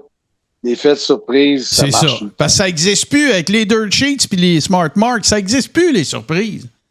C'est combien de fois j'ai dit ça? Avant un PLE, je dis tout le temps, bon, sais-tu cette année, sais-tu dans ce PLE-là que je vais avoir un jaw drop, là? Ben là, je l'ai eu. Ouais. Je l'ai eu à Mania. Puis oui, je comprends. Moi, je te dis, là, si on entend la vitre cassée et que Stone Cold arrive, moi, je te dis, c'était supposé, hein? Oui, je sais que ça n'a juste pas marché. Je sais que c'était supposé. Ils ont mis Taker à sa place, là. Oui, mais... Puis Austin s'entraînait 2 semaines, 3 semaines, 1 mois avant. Tu le voyais dans son camper, faire ses trainings, puis il prenait ça à cœur, puis... Passe-y, là, ça te donne ça une idée comment c'était huge, ce personnage-là. On parle de Mania, on parle presque juste du fait qu'il n'était pas là. Je vais revenir parce que tu as parlé de 5-star match tantôt. Puis je reviens, puis je regarde quand il a gagné justement King of the Ring. Puis je regarde ses matchs contre Brett. Puis l'affaire que je vois le plus d'Austin, c'est pas son set move, c'est ses 5 étoiles. C'est son attitude, c'est qu'est-ce qu'il dégage, c'est son agressivité, c'est ça qui fait Stone Cold Steve Austin, c'est rien d'autre. Je vais peut-être te donner une idée ou à quelqu'un que tu pourrais la donner, mais moi je te le dis là, je suis assommé qu'MJF ait jamais fait ça, okay? Parce que pour moi en ce moment MJF c'est un des meilleurs heels. Je suis assommé qu'MJF il ait pas à un moment donné, fait son ring entrance puis qu'il y a une vitre qui pète juste pour faire chier le monde. Je t'ai assommé. Ouais, parce qu'il a fait le manteau de Triple H. Puis tu sais, moi, si je faisais ça, j'appellerais Stone Cold, là. Tu sais, j'essaierais de dire, tu sais, je ne demanderais pas la permission. Ça te dérange-tu, non? Je le sais pas. Je le sais. C'est sûr, si Ethan Page fait ça, je l'appellerais. Mais tu sais, MJF, je le sais pas s'il a besoin d'appeler. Mais là, on parle de Stone Cold Steve Austin. Carl, on parle du même gars qui a pris ta valise dans ton char pour le rentrer chez eux. Hein? Ouais, je suis allé faire son podcast. Là. Quand je suis allé, parce que j'étais invité pour le tournoi de la PWG, puis Austin, son agent m'appelle, puis il dit « Hey, Steve, j'aimerais ça t'avoir sur le podcast avec lui. » Fait que j'ai dit « OK, pas de trouble. » J'arrive à LA à 10 h le matin. Il faut que je sois à l'Arena pour 4-5 l'après-midi. Fait que j'ai un 2 heures pour lui, là. Fait que je prends un taxi, je m'en vais à son ranch à LA, pas loin de LAX Airport. Puis là, j'avais mes valises de lutte, un carry-on puis un personal bag. Fait que là, pendant que le taxi rouvre la porte, Steve prend mes sacs, puis là, il dit, hey, PCO, you'll be able to say that Stone Cold Steve Austin carried your bag. C'est tellement hot. Parce que, tu vois, récemment, j'ai vu un segment où Ric Flair se faisait demander dans un podcast, justement, selon lui, c'était qui le GOAT? Puis Ric Flair a dit que c'était Stone Cold Steve Austin. Ouais. Moi avec, c'est mon numéro 1. Tu sais, où est-ce que j'hésite pour Hogan, parce que qu'est-ce que je trouve fort dans le cas d'Hogan, c'est qu'il l'a fait avec 2 gimmicks différents. NWO. C'était pas lui vraiment qui était Razor, puis Scott. Scott puis Kev. Mais, tu sais, il a quand même fait, quand il est arrivé comme sur Macho, puis que il a viré contre les verres de bière, et on commençait à mouiller les verres de bière. Ça a marché tout de suite. Ça a vraiment ça a upgradé toute l'affaire des Outsiders. Puis, c'est juste là que Stone Cold, pour moi, définitivement, le plus grand là, au point de vue de tout ce qu'il a accompli. Mais tu sais, Hogan 2 fois, là, c'est 2 grosses méga runs. Le pire, c'est que la veille, il le sait même pas encore. Il est même pas encore sûr. Il est chez Kevin Sullivan. Puis Bischoff, il a dit à Sullivan, amène-les chez vous parce que j'ai peur qu'il sac son camp. J'ai peur qu'il change d'idée. Fait que, c'est pas tes cœurs. C'est un gros move pour lui en se disant, je vais perdre mon merch, tout ça. Ils l'ont vendu plus que jamais avec, quand tu deviens tellement un vilain vraiment détesté, à un moment donné, tu traverses la ligne que le monde t'aime. C'est ce qui est arrivé avec Stone Cold aussi. Là, puis si j'ai la question, ça va être moi, là, le médecin citoyen, parce qu'on t'a reçu une couple de fois, puis moi, je trouve que tu as l'air en top shape, mais comment ça va? Je veux dire, je comprends là, qu'un worker qui a pas mal à quelque part, ça n'existe pas, mais... Moi, je te dis, j'ai pas mal à nulle part. Je suis bien honnête pour le vrai. Parce que je me fais poser à tous les jours la question. Tout le monde m'en parle, puis il y a beaucoup de monde, même dans le locker room. dans le locker room, le monde, comment tu fais? Comment tu sais que j'ai pris trois belly de back suplex là, sur le stage de bois à un moment donné contre Khan, dans un pay-per-view. Puis le monde sont impressionnés puis ils comprennent pas, mais je sais pas comment expliquer ça. T'es-tu tanné de te faire demander ça? T'as-tu envie de dire, ben voyons, Chris, pourquoi il aurait mal quelque part? Je sais pas. Non, mais souvent, tu prends des bombes de fou. Oui, je prends des bombes de fou. Puis, c'est ça. Moi, souvent, je considère mon style un mélange de 3-4 styles. Il y a beaucoup de Mick Foley en moi, là, c'est sûr. Il y a beaucoup le côté de la cascade que j'adore. Après ça, je sais pas, ça c'est un qui me vient en tête. Mais j'ai eu différents. J'ai aimé des powerhouse aussi. J'ai aimé à un moment donné, tu prends 3-4 styles de 3-4 gars, puis tu fais un style avec ça. Puis, mais tu développes le tien là, à un moment donné, mais il y a un peu aussi de Jeff Hardy, Daredevil, un peu, là. C'est ça. Gros spot dans le match, puis tout. C'est ça. C'est un peu le style que j'ai, je te dirais, dans ce genre d'affaires-là. Parce que qu'avec Wall. Ouais, ben, c'est parce que l'affaire qui arrive, c'est que moi, quand je te regarde, puis je regarde beaucoup de tes matchs, tu sais, je regarde, mettons, un gros spot, là, un gros bump, là, que Jeff Hardy prendrait, ou n'importe qui, là, voilà, Sammy Guevara, n'importe qui. Mais tu sais, c'est parce que les gars, ils pèsent 2,10, là. Ouais, mais pas toi. Mettons Darby qui s'est fait frapper par un autobus. Hey, ça, là, écoute, ça, en tout cas, c'est un peu weird, là, mais bon.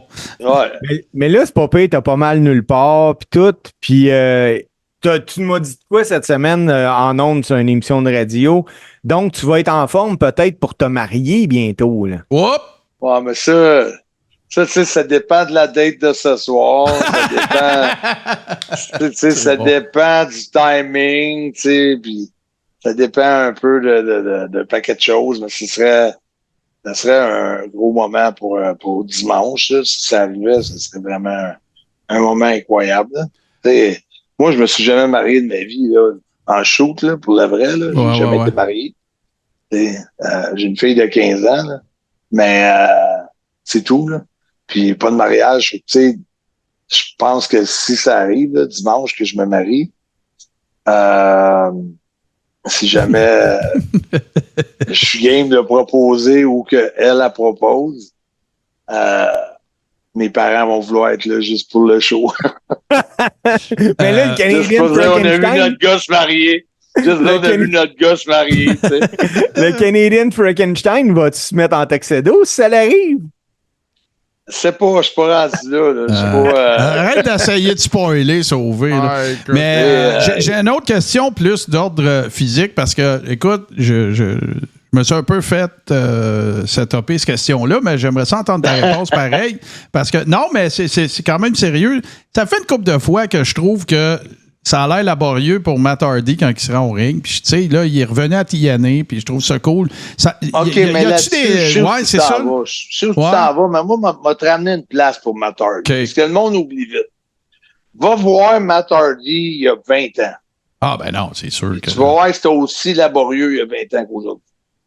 Il a toujours boité d'une jambe, ce gars-là. OK. Va voir des tapes. Tu sais, prends pas ma parole, là. Puis moi, je trouvais déjà, quand il était dans le prime, que Matt, il a une jambe qui dépliait pas. OK. Fait il a toujours gardé cette même... Oui, c'est comme si c'est pas... Là, tu rajoutes l'âge. Ouais. Là, tu rajoutes l'âge. Là, le monde pense que c'est parce qu'il est plus vieux que c'est laborieux. Mais ça a toujours été le même laborieux de la même façon. Sauf que vu qu'il était jeune, tu portais pas attention. Non. Fait que ce que tu me dis, c'est qu'il est en au monde. Ben, j'ai vu autant de nouvelles que toi. J'ai vu du monde dire il va faire la bataille royale NXT, après ça, il va se retirer. Mais tu sais, il n'y a pas l'air d'un gars qui va se retirer. Surtout que son frère est là. Je pense pas qu'il va se retirer tout de suite. Puis, tu sais, j'avais jamais vu sa femme. Puis, tu sais, franchement, bravo. Sa femme est en shape. Vraiment, j'ai été... Puis, tu sais, je pense que ça lui donne un autre petit run en équipe. Puis, c'est sûr que ces gars-là, s'ils retournent à eux, ils vont avoir un méga pop. Ouais, moi, à part à Mania cette année, là, que le monde n'a popé, ça avait juste pas d'allure. Avant ça, moi, le plus gros pop que j'ai vu, là, à TV, Steve était là, c'est Orlando. Là. C'est quand les Hardys sont venus, ils ont gagné les belts. Ouais, moi j'ai vu live. C'est incroyable. Puis c'est la surprise encore. Ça n'a pas annoncé. Voilà. Puis ils ont mis les straps sur eux autres en plus. Ils ont pogné les straps. Là, fait que c'est quelque chose qui était incroyable. Vraiment. Surprenant que Vince ait fait un move de même. Là, on en voit plus avec Shawn Michaels, avec Triple H. Puis moi, j'ai de la misère dans mon esprit à me dire que Vince, c'est pas en dessous de tout ça. En quelque part, qui dirige absolument rien. Ça, c'est dur à comprendre pour moi parce que c'est tellement son bébé, c'est tellement lui qui a créé ça, qui a eu la vision de ça, que ça me surprend qu'il soit pas là, pas en tout. Même, c'est comme un peu invisible, là, appeler le monde, puis dire des affaires. Ouais. Ben écoute, ça a l'air qu'il n'a même plus le droit de rentrer dans le building. Là, fait que c'est sûr qu'on faut plus. Mais tu sais, quand tu veux protéger ta compagnie, tu n'as pas le choix de dire ça aussi. Ouais. Mais là, moi, je regarde l'affiche pour Slammiversary, puis t'en as parlé aussi là, des Hardy et tout ça. Toi, là, Carl, tes chums là, à TNA, là, les gars que t'es le plus proche d'une journée, puis tout ça, tu sais, t'as des Mustafa Ali, des Nick Nemeth, des Hardy, Jordan Grace est là, Moose qui est là. C'est qui vraiment, là, tes buddies là, dans la chambre? Ben, moi, un de mes grands buddies, puis tu sais, c'est pas parce qu'on se fait ensemble, mais tu vois que quand on se donne la main ou qu'on se fait un hug, il y a une sincérité là-dedans parce que, tu sais, on a feudé ensemble, on était en Honor No More ensemble. Moi puis Eddie Edwards, on a un gros respect un pour l'autre. Lui, c'est un de mes buddies, mais c'est pas un des gars que je me tiens avec. Moi, le gars que je me tiens le plus avec sur la route, c'est Raj Singh, Campaign Singh. Puis parce qu'on s'est vu sur d'autres tournées en Égypte. Son père, c'est Gamma Singh, qui était une légende à Calgary. Puis son père, dans le fond, il est allé lutter à Porto Rico. Pas une histoire courte, puis il a marié une portoricaine. Fait que, tu sais, Raj, c'est un gars qui a double citoyenneté. Puis c'est vraiment un bon gars. Moi, je trouve ça c'est un gars de gang, c'est un gars qui pourrait aider. Mettons, si je prends un Uber avec lui, puis il va me dire, hey, le gars n'a pas de lift, on lui fait un lift. C'est vraiment, c'est une bonne personne. Puis, tu sais, c'est un gars qui aime le hockey, qui aime le sport. Que, moi puis lui, on connecte, c'est pas gros. Après ça, j'ai beaucoup, puis je dirais un de mes grands chums, c'est Rhino aussi. Puis, t'en as parlé souvent aussi. T'es-tu encore en contact avec Sid un peu? Je sais que vous avez été super tight aussi à une époque. T'avais vécu chez eux, tout. C'est plus dur dernièrement parce que où est-ce que ça devient difficile, c'est que moi, je suis encore très actif. Ouais, c'est sûr. Puis lui, il est passé à un autre niveau où ce que, tu sais, les dernières fois, c'est cute, là, puis moi aussi, je comprends. Ben là, tu sais, il m'envoie des vidéos de ses petits-enfants. Puis je trouve ça bien correct, mais tu sais, on n'est juste pas en même place. Ouais, ben non, c'est ça, là. Toi, t'es pas là encore, là. Tu sais, on a une dizaine d'années de différence, on n'est pas en même place. Puis c'est juste là, parce que sinon, ça reste un gars, je l'appelle demain, tu sais, puis il m'arrive de quoi, il va être là pour moi. C'est un gars vraiment généreux. C'est vraiment un gars généreux. Et là, il est plus trip avec ses petits-enfants. Ouais, ben oui, tu sais, oublie pas qu'un gars qui est actif, tu sais, il y avait un jeune de son gars, il en a parlé, je pense qu'il a fait Big Brothers, quelque chose de même. Ouais, il a trouvé ça extrêmement dur d'avoir Sid comme père. Il était pas présent, il était exigeant. C'est pas, on devient du monde exigeant, pas parce qu'on est exigeant, mais parce que on est exigeant envers nous autres mêmes pour réussir dans ce business-là. Puis veut pas le monde alentour, ils sentent une pression, mais c'est pas volontaire. Fait que je comprends son jeune de savoir senti de même, mais je peux te dire que Sid va avoir resté chez eux 2-3 mois quand j'étais à Power Pro Wrestling. Il y avait des enfants pauvres, à un moment donné, il les a tous acheté un bicycle à pédale. T'sais, il allait amener tout le temps, il ramassait des restants de manger chez eux, puis il allait amener ça aux maisons plus pauvres dans le bas du village. Ça a toujours été un gars généreux, tu sais. Il est reconnu parce qu'il est fou, il a stabé. Il a eu son squeegee fight avec un autre gars. C'était avec t'entends juste les mauvaises nouvelles. Mais c'est vraiment un gars, tu sais. Ouais. vraiment un gars généreux. Puis c'est un gars, quand tu es ami avec lui, là, il va faire n'importe quoi pour toi. Tu sais. Fait que moi, il était proche de ma sœur. C'est pas parce qu'il y avait ma sœur, c'est pas parce qu'il y avait un kick dessus. Mais ma sœur, à ce moment-là, elle passait des temps difficiles point de vue de sa santé, puis il s'informait tout le temps, puis il dit salut à ta sœur, puis salut à tes parents, puis tu sais, je l'ai présenté à mon père et à ma mère, puis mes parents, malheureusement, ils parlent pas beaucoup anglais, fait que c'est pas facile. Même mon père, quand je présentais Vince, ça faisait pas des longues conversations au Forum de Montréal. Hey, ça meurt. Ouais, c'est ça. Là, tu parlais que vous étiez des gars exigeants, puis moi, je le sais, mais c'est que j'ai envie de te le faire dire pour montrer à quel point, des fois, dans la vie, quelqu'un d'exigeant envers soi-même. On parle d'un gars ici qui se lève à 5 heures du matin, qui est au gym, là. Parce que ton. Si je le fais pas, c'est sûr que j'aurai pas le temps dans le restant de la journée, puis j'arrive, tu sais, hier, tu vois, ce soir, j'ai un podcast, c'est le même à tous les soirs, tu sais, j'arrive de chez Ménic, j'ai un podcast, j'ai des rencontres avec la compagnie, j'ai des rencontres Zoom avec l'équipe de production, j'ai des rencontres Zoom pour l'équipe de marketing, puis des idées marketing pour, tu sais, j'ai vraiment, moi, j'ai poussé fort, là, pour l'agrandissement de l'auditorium de Verdun, là, tu sais, fait qu'au-delà de ce que ça va donner, ta performance dans le ring, ben t'as tout le poids de faire que l'événement soit un succès. Là, fait que c'est clair que c'est une crise de grosse charge, là, on s'entend. Là. Ah, j'ai mis ma tête sur le billot d'aplomb. C'est ça, parce que toi, tu leur as pas dit que toi, t'as mis le paquet là, pour que ça arrive. Là. Fait que là, moi je parle avec mon cœur. Moi, je parle avec mon cœur. Moi, je le sentais que ça pourrait être plein, puis que dimanche, ça va être un succès aussi. Puis, écoute, juste que je m'arrange pour que ça marche et tout. En tout cas, nous autres... Vous autres, vous me donnez un coup de main. Steve, écoute, on a fait de la radio ensemble, les journaux dans son coin. Tout le monde à l'épaule à la roue, c'est ça qui est le fun. Une collaboration, une fierté des Québécois.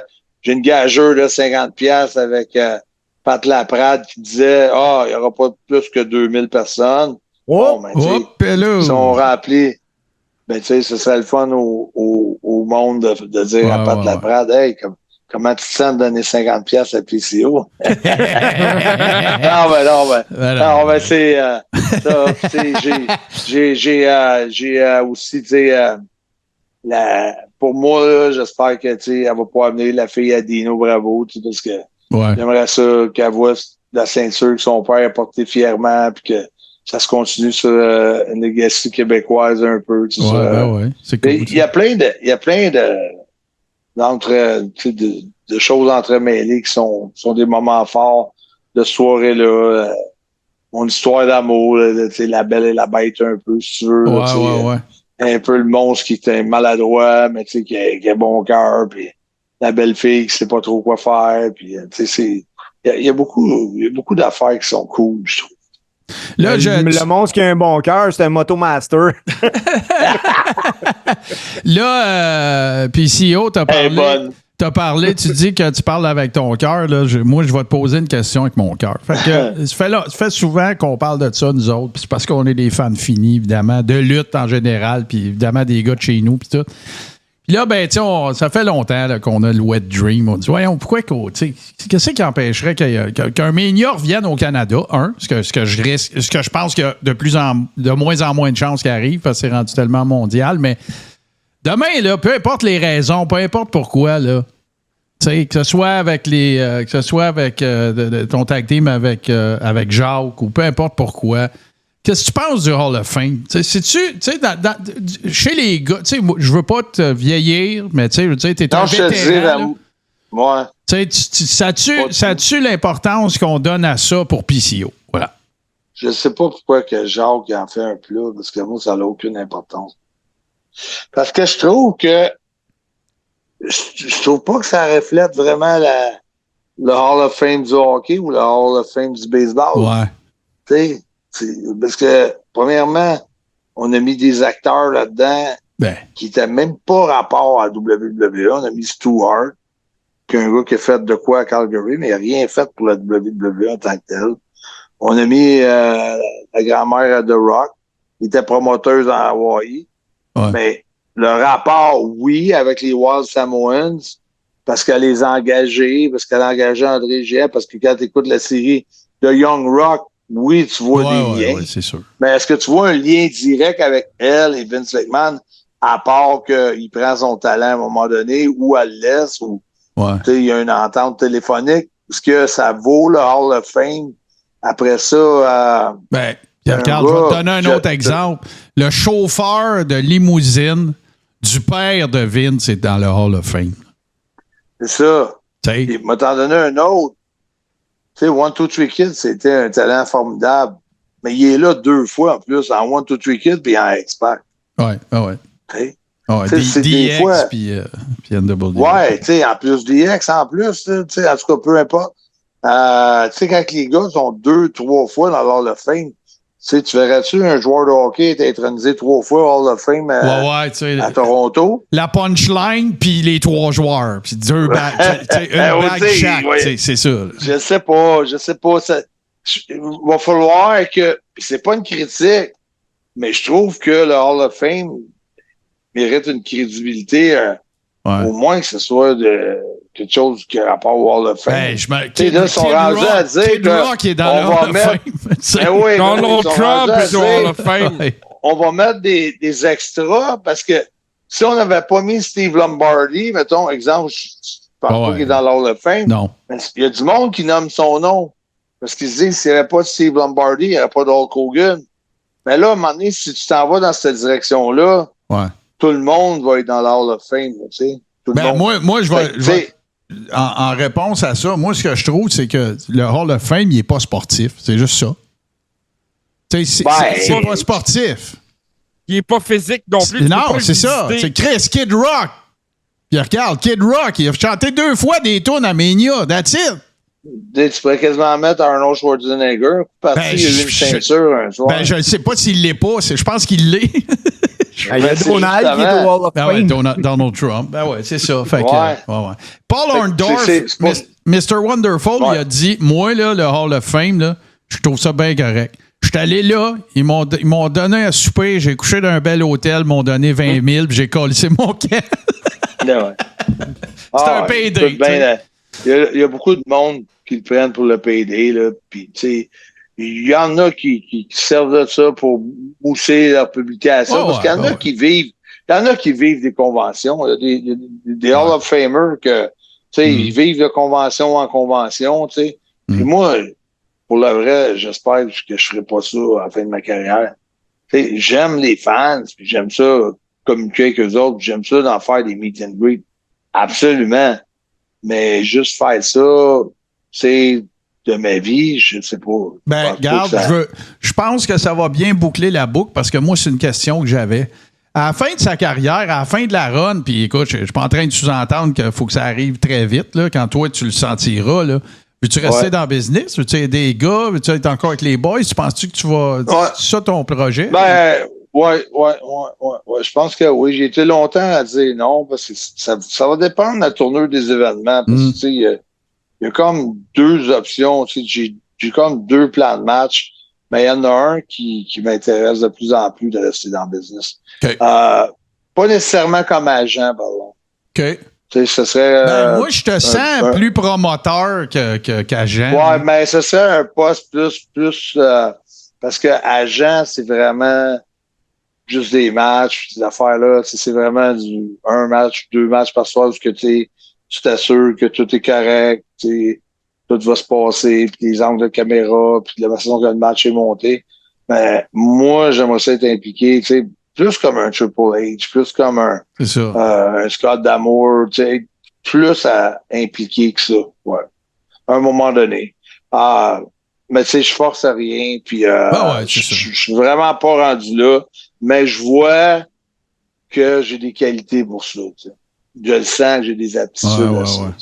Mais justement, là, avec le nombre d'expériences que tu as, c'est-tu fréquent à TNA qu'il y en a qui viennent te voir puis des conseils qui sont demandés puis des choses comme ça? Non, parce que la lutte, c'est bizarre dans le sens que moi, j'ai déjà eu 21, 22 ans aussi ou 30 ans. Puis quand un gars plus vieux est là, tu n'as pas tendance à lui demander tant de conseils que Tu sais, hey, il y en a qui vont dire, veux-tu checker mon match? Mais en réalité, même si tu regardes le match d'un gars, puis tu as une couple d'affaires que tu voudrais qu'il change, tu le dis pas vraiment, parce qu'en quelque part, la lutte, elle évolue. Tu sais, moi, je dis tout le temps au monde, je gagne plus à regarder des jeunes lutter que moi, je peux leur apporter. Les places que je peux apporter, c'est des fois quand on monte un match, je suis certain d'une affaire. Je vais tenir mon bout pour une affaire, parce que je vais dire, le pop va être meilleur là que là, ou ce move-là va sortir mieux là que là. Mais ça va arriver rarement que je vais mettre mon pied à terre d'une façon vraiment solide, là, que ce soit avec un agent ou que ce soit avec un lutteur. T'sais, quand j'ai une conviction, mais c'est vraiment rare. C'est vraiment rare, je vais m'en servir. Puis, je suis pas là pour coacher personne. Il y a quelqu'un dans le chat qu'on dirait qu'il est dans mon cerveau. OK? C'est Boston Pat. Salut, Boston Pat. On dirait qu'il est dans mon cerveau parce que moi, ça fait 3 fois que j'écoute la série de Wrestlers avec Al Snow. OK? T'as-tu écouté ça? Je l'ai entendu parler au début, ça a popé fort. Parce que c'est drôle, là, parce que Boston Pat, il dit PCO, il serait comme un Al Snow, genre, il parle de la série, bien sûr. Moi, c'est la 3e fois que je l'écoute. Tu sais, je la binge au complet, juste pour avoir le pop de revoir Al Snow lutter à la fin, là, parce que c'est vraiment comme super émotif, puis tout. Je t'aurais demandé ce que tu en pensais, mais si on se reparle éventuellement puis que tu as eu la chance de l'écouter, dis-moi-le, parce que j'aimerais vraiment ça savoir ce que tu en penses, parce que c'est probablement une des séries que j'ai regardées que je me suis dit, sacrément que ça serait écœurant, un concept québécois avec évidemment, c'est toujours le cash, hein? Y aurait-il assez de monde pour le regarder? Ça se vendrait mais en même temps, j'ai l'impression que ça a été super boosté, la série. Oui, il y a un peu de work dedans. J'ai pas l'impression que le OVW que tu vois dans Netflix, c'est la même affaire. C'est la réalité du OVW qui est là, parce que je connais des gars qui luttent là, puis comme un peu partout. C'est pas aussi Cendrillon qui l'ont mangent leur pain noir, mangent leur pain noir. Puis il y en a justement qui étaient là, des lutteurs qui étaient les autres, qui étaient à OVW, puis moi je suis une star OVW, puis je comprends pas pourquoi j'ai pas de push à TNA. Puis, aujourd'hui, il y a des gars qui sont laissés de côté, qui n'ont pas rappelé de petites histoires-là. Puis, c'est sûr, écoute. Ils sont là à appeler à tous les jours. Hey, quand est-ce que vous allez me rappeler, les boys, là, tu sais? Fait tu sais... en tout cas, si c'est un work, parce que, tu sais, il n'y a pas de reality show qui n'a pas un peu de work. Je ne sais pas que c'est vraiment pas qu'un work. Qu'est-ce que je veux te dire? Non, je comprends. Le fait que ça passait à Netflix, ça a créé un emballement pour le produit qui était éphémère. Et ça n'a pas duré. Ben, c'est ça. Mais, il n'y en avait pas avant. Il n'y en avait pas avant. Non, c'est vrai. Si c'est un work, pas vraiment après. Si c'est un work ou un work shoot ou un moitié work, en tout cas, c'est un bon work. Parce que moi, j'ai vraiment aimé ça. Puis j'ai trouvé qu'on l'aime ou qu'on l'aime pas. Là-dedans, ils sont venus à bout de me faire aimer Al Snow, qui est un iBite 23 heures par jour, là, tu sais. Moi, je suis pas un fan de ces... J'ai écouté plusieurs de ces... tu sais, j'ai lutté souvent contre lui, là, puis j'ai lutté avec lui, puis j'ai fait des tournées avec lui, je me suis toujours bien entendu avec. Ouais. Ben, j'ai écouté une couple de ses séminaires, puis des fois, je trouvais pas ça représentatif de la manière qu'il parlait. On est une gang de gars en speedo qui essayent de faire croire que la lutte est vraie. C'est pour moi, ça n'a pas une belle façon de dépeindre notre métier. Ouais, il est très terre à terre. Ça, c'est vrai, là, tu sais, que dans ces, pour en avoir vu un peu, moi aussi, là, mais c'est ça. C'est pour ça, des fois, que le monde fait des comparaisons. Des fois, c'est flatteur. Des fois, ça l'est moins, dépendamment où ce que tu sais. Souvent, je me suis fait comparer aussi, des fois, avec Terry Funk. Mais quand je regarde ces années au Japon, tout ça, oui, des fois, ça vaut la peine d'être comparé à Terry Funk. Mais d'autres fois, je veux dire, il me semble que puis il a fait gros, là. Ben non, ben, c'est moi, des fois, c'est juste la perception. Les deathmatch, puis avec Foley, puis des matchs dans les piscines. Ouais, quand il est revenu à Texas Charlie, puis les dernières années qu'il a fait. Il continue quand même un bon bout, mais tu sais, où est-ce que je suis pas d'accord, c'est comme, je suis d'accord, c'était une légende incroyable. Tu sais, c'est pas gênant de se faire comparer à lui, pantoute. Mais tu sais, moi, je mets vraiment une discipline où tu sais, moi, je me saoule pas le soir. Tu sais, puis je peux pas dire que c'est ça qu'il faisait. Je veux pas descendre personne, mais je veux dire, je mets une discipline vraiment comme un gars qui joue pour les Canadiens de Montréal ou qui essaye de percer dans la Ligue nationale de hockey. Quelqu'un qui se dédie vraiment à son sport, puis à son entraînement, puis à être sûr que c'est pas juste que le monde pense il est chanceux, il y a un break, puis tout, tu sais. J'ai pris des risques, je prends encore des risques. Je mets tout le temps je vais avec des moves de confiance que je sais pas vraiment. J'ai le guts de le faire, tu comprends? Ouais, j'ai fait ça toute ma vie. Je suis parti à 18 ans, j'étais allé à Calgary. J'ai lâché tous les jobs que j'avais. Je suis parti sur la route, en Angleterre, n'importe où. Moi, là, je voulais être lutteur professionnel. Puis je savais qu'il fallait que je sorte du Québec si je voulais réussir. C'est juste que si tu attends chez vous au Québec et tu penses que tu vas te faire repêcher, ben, il n'y en a pas de radar sur le Québec. Tu comprends? Ça peut arriver qu'il va se passer quelque chose, mais il faut que tu sortes du Québec. Pas le choix. Faut que tu ailles en Europe, faut que tu ailles au Japon, faut que tu ailles aux États-Unis surtout. Comme n'importe quel acteur, pas juste être acteur au Canada. Hey, puis si c'est ma vision. Tu dois être un des derniers gars qui est encore très actif, là, qui s'est entraîné avec Pat Girard. Ben, Pat s'entraînait avec, c'était un grand mot. Ouais, non, mais qui était. Non, je comprends. Donnait des ordres. Ouais, je comprends, mais tu comprends ce que je veux dire, parce que, tu sais, quand j'ai connu. Quand t'allais aux States, puis tu disais que tu t'avais travaillé, drillé, whatever, avec Pat Girard, tu sais, ça t'ouvrait peut-être. Ah oui, Pat Girard, Montréal. Ah oui, on aime ça. Je vais te une anecdote. Moi, là, j'étais gêné d'avoir fait mon école de lutte au Loisir Saint-Jean-Baptiste. Ben voyons, non. Je disais tout le temps que c'est Édouard Carpentier qui m'avait entraîné parce que, qu'est-ce qui est arrivé? J'ai été au Loisir longtemps, 2 ans, à peu près 1 an et demi, 2 ans. Puis là, je faisais mes matchs le dimanche, puis tout ça. Puis là, après ça, ben Nelson Veilleux m'a appelé. Il disait, hey, viens, on s'entraîne avec Édouard à Centre-Claude Robillard. Je suis allé 3 mois avec Édouard Carpentier, que je considère, mettons, un camp de perfectionnement, tu sais, parce que Édouard était vraiment sévère pour un paquet d'affaires. Que nous autres, au Loisir, c'était d'autres choses, tu sais. C'était vraiment 2 écoles de pensée un peu différentes. La base d'Édouard n'était pas la base des Loisirs, autrement dit. OK. Tu sais, les Loisirs, c'était vraiment de tomber. Tu te faisais garocher. T'avais même pas le droit d'aller dans l'arène avant d'avoir bumpé pendant 3 mois sur le plancher normal, tu sais. OK. T'sais, comme les slams, puis toutes les bumps là, de base, là, les body slams, tout ça, c'était vraiment sur le plancher pendant longtemps. Là, avant. Tu regardais le ring, tu t'avais juste hâte de dire, hey, j'ai hâte de rentrer dans les cordes. Là, et c'était vraiment dur l'apprentissage. Ben, Édouard, c'était plus comme tout ce qui est mouvement de base, là, dans la prise de tête, les bras, passer une jambe après l'autre sur les tombées. Fait que, tu sais, là, moi, je trouvais qu'Édouard, c'était un gros nom. Jusqu'à temps que je vois des livres écrits par Pat Laprade puis Bertrand Baird où ce que Patterson avait fait ses débuts au Loisir. Ronnie Garvin, Pat Patterson. Ronnie Garvin, Mad Dog Vachon, tout ça. Puis là, moi, dans mes résumés, je mettais tout le temps mon trainer, Édouard Carpentier. Puis jamais je mettais Pat. Puis si t'avais mis Pat Girard. C'est le nom à mettre. Oui, c'est ça. Hey, j'ai une question. Attends un peu, Martin. Attends un peu, s'il te plaît.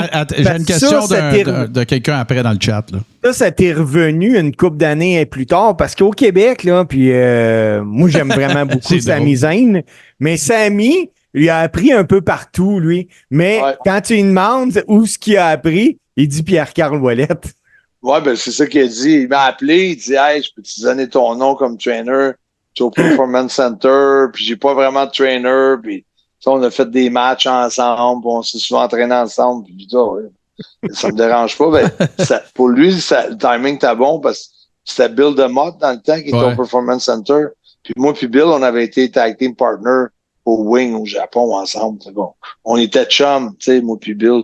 Et c'est sûr qu'il a dit c'est PCO qui m'a entraîné, ben Bill César, ben oui, il me connaît, tu sais. Pierre-Carl, je sais pas, c'est ça qui a fait que sa job. Là. Je pense pas que c'est ça qu'on comprenait que tu voulais dire. Mais j'ai une question dans le chat. Animé à RDS, est-ce que tu aimais ça? Ben oui. Ben oui, mais j'ai pas eu le choix. Quand j'ai annoncé ma démission à Marc Blondin, il revenait pas. Il disait, c'est l'affaire la plus haute que j'ai jamais connue de ma carrière, de co-animer avec toi. Ah, c'était vraiment cool. On est en feu partout où on va. Le monde parle juste de ça. Il poussait vraiment pour qu'il y ait un autre show à RDS ensemble. Là, j'ai dit, Marc, moi, là, je suis pas prête à être annonceur, commentateur, analyste. Moi, je veux être lutteur professionnel. Moi, là, j'ai pas fini mon chemin de lutteur. Puis, je donne ma démission aujourd'hui. Il dit, tu t'en vas où? On va en Angleterre, 50 pièces par soir. C'est tout. Je suis parti, je suis allé lutter en Angleterre. Parce que moi, je m'en rappelle, c'était vraiment. Puis là, tu vois, le monde, il lâche encore tes câbles, 2 pieds de bras, puis ici au stade. Ben oui. Mais ça sort de temps en temps. Ah, c'était écœurant. C'était vraiment cool. Puis, tu sais, c'est parce que, sais-tu, c'est quoi qui est arrivé? C'est que quand moi, j'écoutais la lutte internationale, puis après ça, Guy Auré, puis Carpentier, puis tout, tu sais, c'était pas commencé encore le color. Oui, ça existait le color commentator, mais tu comprends, il n'y avait pas les personnages traditionnels, le heel, le face, tout ça. Puis vous autres, en français, quand vous avez commencé à faire ça, on n'avait pas vraiment eu ça à une télé, entre guillemets, no offense à personne, sérieuse. Fait que là, c'était comme. Moi, là, pour te le dire, là, j'écoutais ça, là. Puis il y a bien des fois, là, je m'en sacrais du show, là. Je vous dis, c'était vous autres, le show, là. C'est ça qui est arrivé. Il y a plein de monde qui me rappelle des moments qui me disent, t'as fait ma jeunesse, ces années-là, je vais toujours m'en souvenir. Puis le monde arrivait à l'école, puis belle star, deux pieds de bras, puis tu sais, ça a fait du millage. Non, puis quand t'écœurais Blondin, puis tout, c'était super cool, là. C'était vraiment, tu sais, moi, je capote pas, là, mais tu sais, ça me faisait penser à Gordon Solie puis Piper dans le temps, là. Non, mais c'était ça quand ils ont amené Piper, parce que dans le fond, ce que tu as fait avec Blondin, tu as fait un macho man de toi-même quand Raw a commencé. Vince a dit non, toi, c'est fini, tu t'en viens faire le color avec moi. Il a dit non, j'ai encore du gaz dans le tank. Puis on le sait qu'il y a encore René pas mal, tu sais, la fio de l'année DDP à WCW, tu sais, il y avait encore du gaz en masse. C'est vrai ça, puis c'est ça en plus. Mancho, il disait, hey, moi, je suis pas fini, là. Pourquoi tu mets ça là? Ben, moi, ça a été dur à faire cette prise de conscience-là parce que il fallait vraiment shot. Parce que c'est ça, souvent, qu'on fait au Québec. C'est que là, on se retrouve avec un bon job, là. J'étais bien payé pour faire ça. Tu sais, j'avais pas une casse à la tête, là. Puis, tu sais, ça continuait, tu sais, il y a eu Sylvain Grenier qui l'a fait quoi, 4 ans? Ça aurait pu me durer 10 ans, cette run-là. Sûrement. Mais je serais pas ce que je suis aujourd'hui. Ben non, c'est ça, t'aurais pas eu ta run. Ben oui, exactement. Ben, j'aurais jamais affronté Walter, là. Ben non, c'est ça. Mais c'était vraiment cool. Que je retourne sur le terrain. Non, mais quand j'ai fait mes adieux, je te dis, j'étais vraiment émotif. Ça a été tough pour moi de lâcher l'équipe. J'étais proche de tout le monde là-bas. Nathalie Tremblay, Marc Blondin, Kelly, il y avait d'autres mondes, des caméramans, il y avait du monde à RDS. Ouais. Tu sais, je t'approche de tout le monde. Ça a été une grosse coupure. C'était bien dur pour moi. Prendre l'avion, m'en aller tout seul, rester dans une petite chambre à Liverpool là, pour faire 7 shows par semaine. C'est parce que moi, je voulais réussir. Là, puis tu sais, je me disais, si je vois à WWE à Montréal, ils vont dire, ben ouais, c'est normal qu'ils viennent nous voir, ils restent ici. Mais je me suis dit, s'ils me voient à Liverpool ou à Birmingham, England ou au Royal Albert Hall, ben, ils vont dire, tabarnak, il est partout, tu sais, il est pas juste au Québec. C'était ça mon idée aussi, c'était d'être partout. Ben, à chaque fois que je croise John ou que je croise quelqu'un, ben, tu sais, c'est comme, tabarnak, il est partout. Fait que, moi, je serais curieux d'être une petite mouche, puis de voir mon boss de la TNA qui était à NXT avec Shawn Michaels, avec Gail Kim, puis avec peut-être Triple H, puis de savoir, hey, comment PCO, tu sais, comment ça se passe avec lui, tu sais, je serais curieux de savoir ce qu'il se dit. Moi, je vais te dire, là. C'est sûr, mon nom, il peut pas ne pas sortir.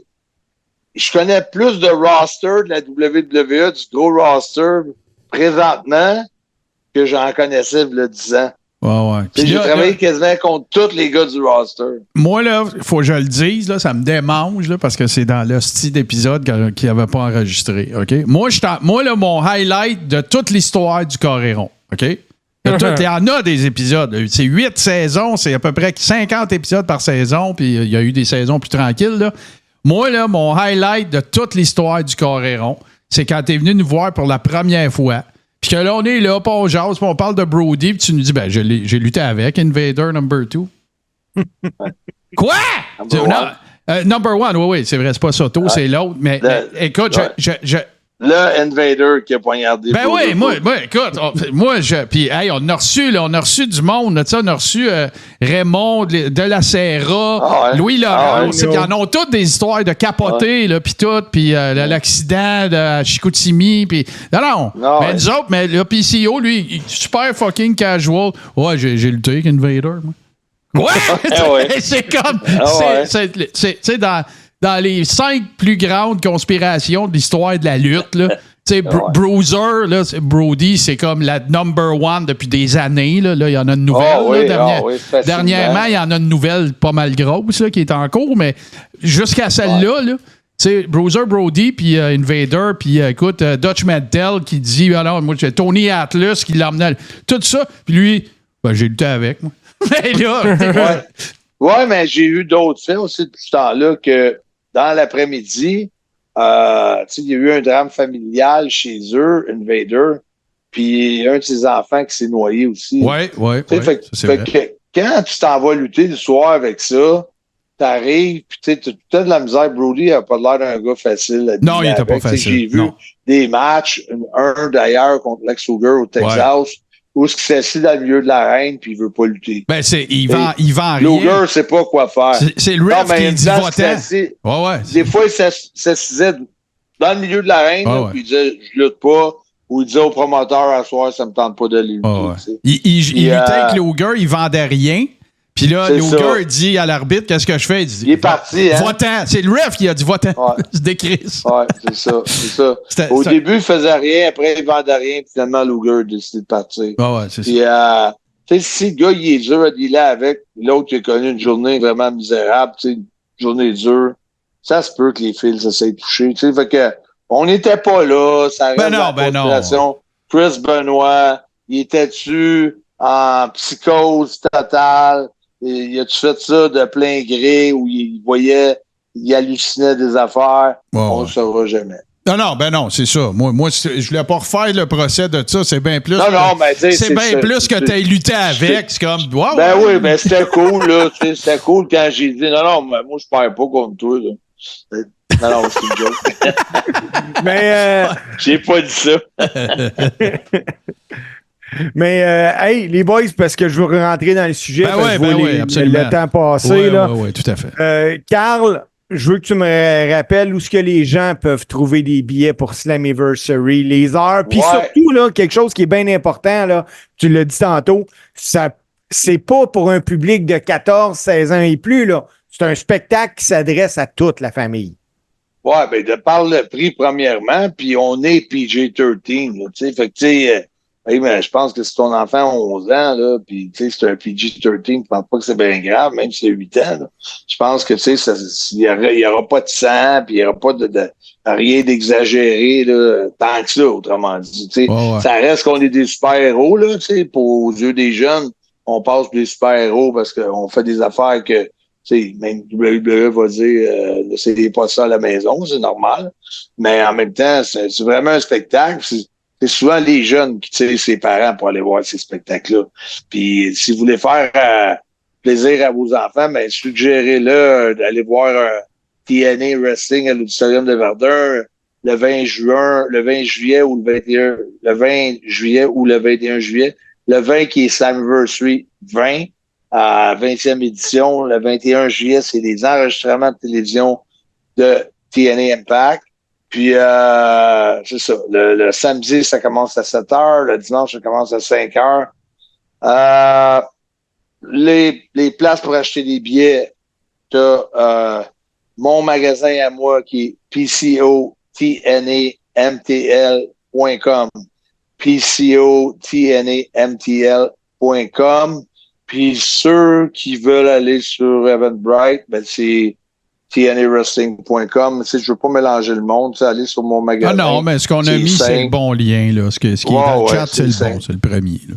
C'est simple, puis vous allez être bien servi, vous allez avoir vos billets rapidement. Puis si le service est hors pair, qu'il arrive n'importe quoi, il n'y a rien qui peut arriver. Il n'y a rien qui peut se passer, genre, il n'y a pas mes billets, c'est impossible. Cool. Parce que si, mettons, il y avait de quoi avec Post Canada qui confirmait, on fait juste réimprimer la paire de billets, puis on va l'avenir en main propre la prochaine fois. C'est tout. Ben, on n'a eu aucun retour. Tout le monde a ses billets. Parfait. Tout va super bien. Ça marche numéro 1. Le magasin est très occupé. On vend beaucoup de billets. Fait que ça va bien. Fait que je vous dis, dépêchez-vous. Procurez-vous ces billets-là. Faites vos plans d'avance. Ça va être une grosse fin de semaine. Puis ça va être mémorable. Ça va être un souvenir qui va rester là pour graver longtemps. Je répète l'adresse pcotnamtl.com. On va faire une publication aussi sur la page Facebook Le Coréron. Moi, je vais la partager sur mes affaires aussi pour être certain que ça se rende à ceux qui nous suivent. Moi, je vais en profiter parce qu'on arrive à la fin. Là. Ça va être ça notre épisode ce soir. Il n'y a aucune actualité de lutte qui va battre à voir PCO pendant 2 heures. Fait que la marde, on la passe toute avec PCO. Mais non, mais pour vrai, je veux juste te dire un grand merci. Tu sais, t'es officiellement le gars qui est venu le plus souvent dans le Coréron. Ça, c'est réglé. Ça, c'est en termes de minutes. Non, en présence aussi. Comme le gars qui rentre dans le Rumble le premier, qui sort le dernier. T'es comme Santino. Non, c'est pas ça. Là. Ouais. C'est pas juste à durer. C'est pas juste à durer. Fait que moi, je veux te dire un gros merci. Je veux te dire que la communauté de tout le Coréron, les membres de la Rib Room et tout ça, on va faire ce qu'on est en mesure de faire pour donner un coup de main à promouvoir l'événement. Puis, je te souhaite tout ce que tu veux de ce gala-là. Je réitère, si vous êtes dans le secteur, même si vous êtes à une coupe d'heure de Montréal, que vous êtes un fan de lutte, manquez pas le retour de PCA. Il y a plein d'autres belles affaires cool, là, mais rien que ça va. Il y a un autobus, on est en train d'en préparer un deuxième autobus qui part de Gatineau. Il y a du monde qui part de Thetford Mines, de Québec, de Hawkesbury, de partout dans les alentours, du Vermont. Donc, il n'y a pas de raison que si vous êtes dans le radius Verdun, Montréal, Rive-Sud, Rive-Nord, de ne pas être présent. Et puis là, l'autre affaire, là, je le dis à toutes les fois, puis ça va être quasiment gênant de dire ça devant toi, là, mais tu sais, si vous nous croisez, moi, JC puis Steve aussi, venez nous serrer à la pince, là. On s'entend que vous allez. Parce que, écoute, là, GC, c'est une rockstar. Steve, écoute, il est sur sa tournée. Steve, il est sur sa tournée d'adieu depuis 7 ans. Moi, non, mais il y a peut-être même du monde. On va avec nos chums, puis on va aller faire du bruit pour toi, puis absolument. Merci. Puis il y a du monde qui vont être surpris, mais si vous voyez Pierre-Carl Ouellette cette journée-là, gênez-vous pas. Là, je pense pas qu'il va refuser un autographe ou une photo. Là. Moi, je suis bien. Je l'ai dit, je pense, sur ton show de radio. Tu sais, moi, des fois, il y a des lutteurs, ils sont en train de manger. Mon repas va être frais. Le monde, des fois, sont excités, ils passent leurs mains par-dessus ton lunch. Je m'en fous, j'ai signe pareil. T'sais. Moi, je m'en fous. Là. Si la personne est assez excitée pour passer ses 2 mains et sa photo par-dessus mon lunch pour me faire signer, là, elle mérite sa signature. On appelle ça un vrai. Ouais, non, c'est ça. Puis, tu sais, surtout à l'ère où est-ce que, tu sais, c'est rendu global, puis c'est énorme. Puis, tu sais, les lutteurs de la I ont comme 83 millions de followers, puis tout le kit. Tu sais, c'est important qu'il y ait des événements comme ça, puis que ça soit grassroots, puis que tu puisses aller prendre tu sais, qu'il y ait une petite photo up à un moment donné. Puis, je comprends les gars qui font une convention, puis les photos à 20$. Moi, j'ai pas de problème avec ça. Mais, tu sais, quand c'est un événement, tu as payé un ticket. Tout le monde backstage veut vous donner le meilleur show possible. Ça, c'est clair. Là. Absolument. Y a-tu de la merch PCO spéciale? Là, ça a été une question. Vous avez vu mon chandail, là? Vous avez vu mon chandail tantôt, là? Je travaille sur de la merch, c'est sûr. C'est sûr, je vais avoir de la merch PCO. Je travaille là-dessus. C'est sûr que ceux-là, je les aime. Je les aime beaucoup parce que, tu sais, il y a beaucoup de choses qu'on va vous annoncer aussi. Là. Il y a beaucoup de nouveautés qui s'en viennent. Faites sûr d'être là. Je ne peux pas dire tout à soir, là, parce que à chaque semaine, je pense qu'il va y avoir une nouveauté. À chaque semaine, ça prend pour craquer d'un tour, puis arriver avec le résultat final là, qui va être fantastique. Merveilleux. JC ou Steve, parce qu'il n'y aura pas de... On fera pas de close. Non, quand c'est fini, c'est... Pyro and Ballyhoo, bye-bye. Fait que moi, je te remercie, PCO, puis j'espère vraiment que tu vas revenir faire ton tour. Voyons, t'as ta carte de chouchou, comme je t'ai dit la dernière fois. Non, mais en tout cas, bien apprécié. J'apprécie toujours l'invitation. Vous avez choisi un moment opportun en plus, là, avant Verdun qui arrive. Je pense que vos fans, ils vous suivent de près, ils aiment ce que vous faites. Puis, vous autres, dans le fond, vous endossez l'événement. Puis, je trouve ça super. On l'endosse tellement qu'on va être là, mon gars. Ouais, merci beaucoup. Merci beaucoup. Puis, Pierre-Carl, écoute, merci beaucoup d'avoir été avec nous autres. Comme je t'expliquais, puis comme je vais en profiter pour expliquer au monde, si vous n'avez pas écouté tout le podcast ce soir, dès 11h45 demain, Martin, c'est 11h45. C'est le piton. Ça va être sur toutes les plateformes Apple Podcasts, Spotify, tous les bons podcatchers, Balado Québec, tout ça. Le podcast va être aussi disponible sur YouTube. On va partager les liens YouTube, tout ça. La seule affaire qui reste à dire vraiment aux gens, présentez-vous le 20 et le 21 juillet à l'Auditorium de Verdun. On parle d'un show qui va être diffusé partout dans le monde à 25 $. Vous allez pouvoir assister à des performances de Nick Nemeth, de Matt Hardy, de Jordan Grace qui va être là, l'autre Québécois, Mike Bailey, sans oublier PCO, Pierre-Carl Ouellette. Mais là, le mot de la fin, il est à toi. Ouais, ben oui, à Martin, parce que, Martin, JC, puis Steve, puis tous vos fans. Oups, non, t'es parfait. Là. OK, fait que je vous dis salut. On se voit à Verdun le 20-21 juillet. PCO.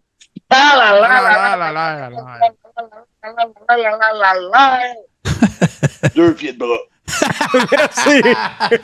Hey, merci, Pierre-Carl. À la prochaine. Bon gala. Merci. Là. All right. Bye.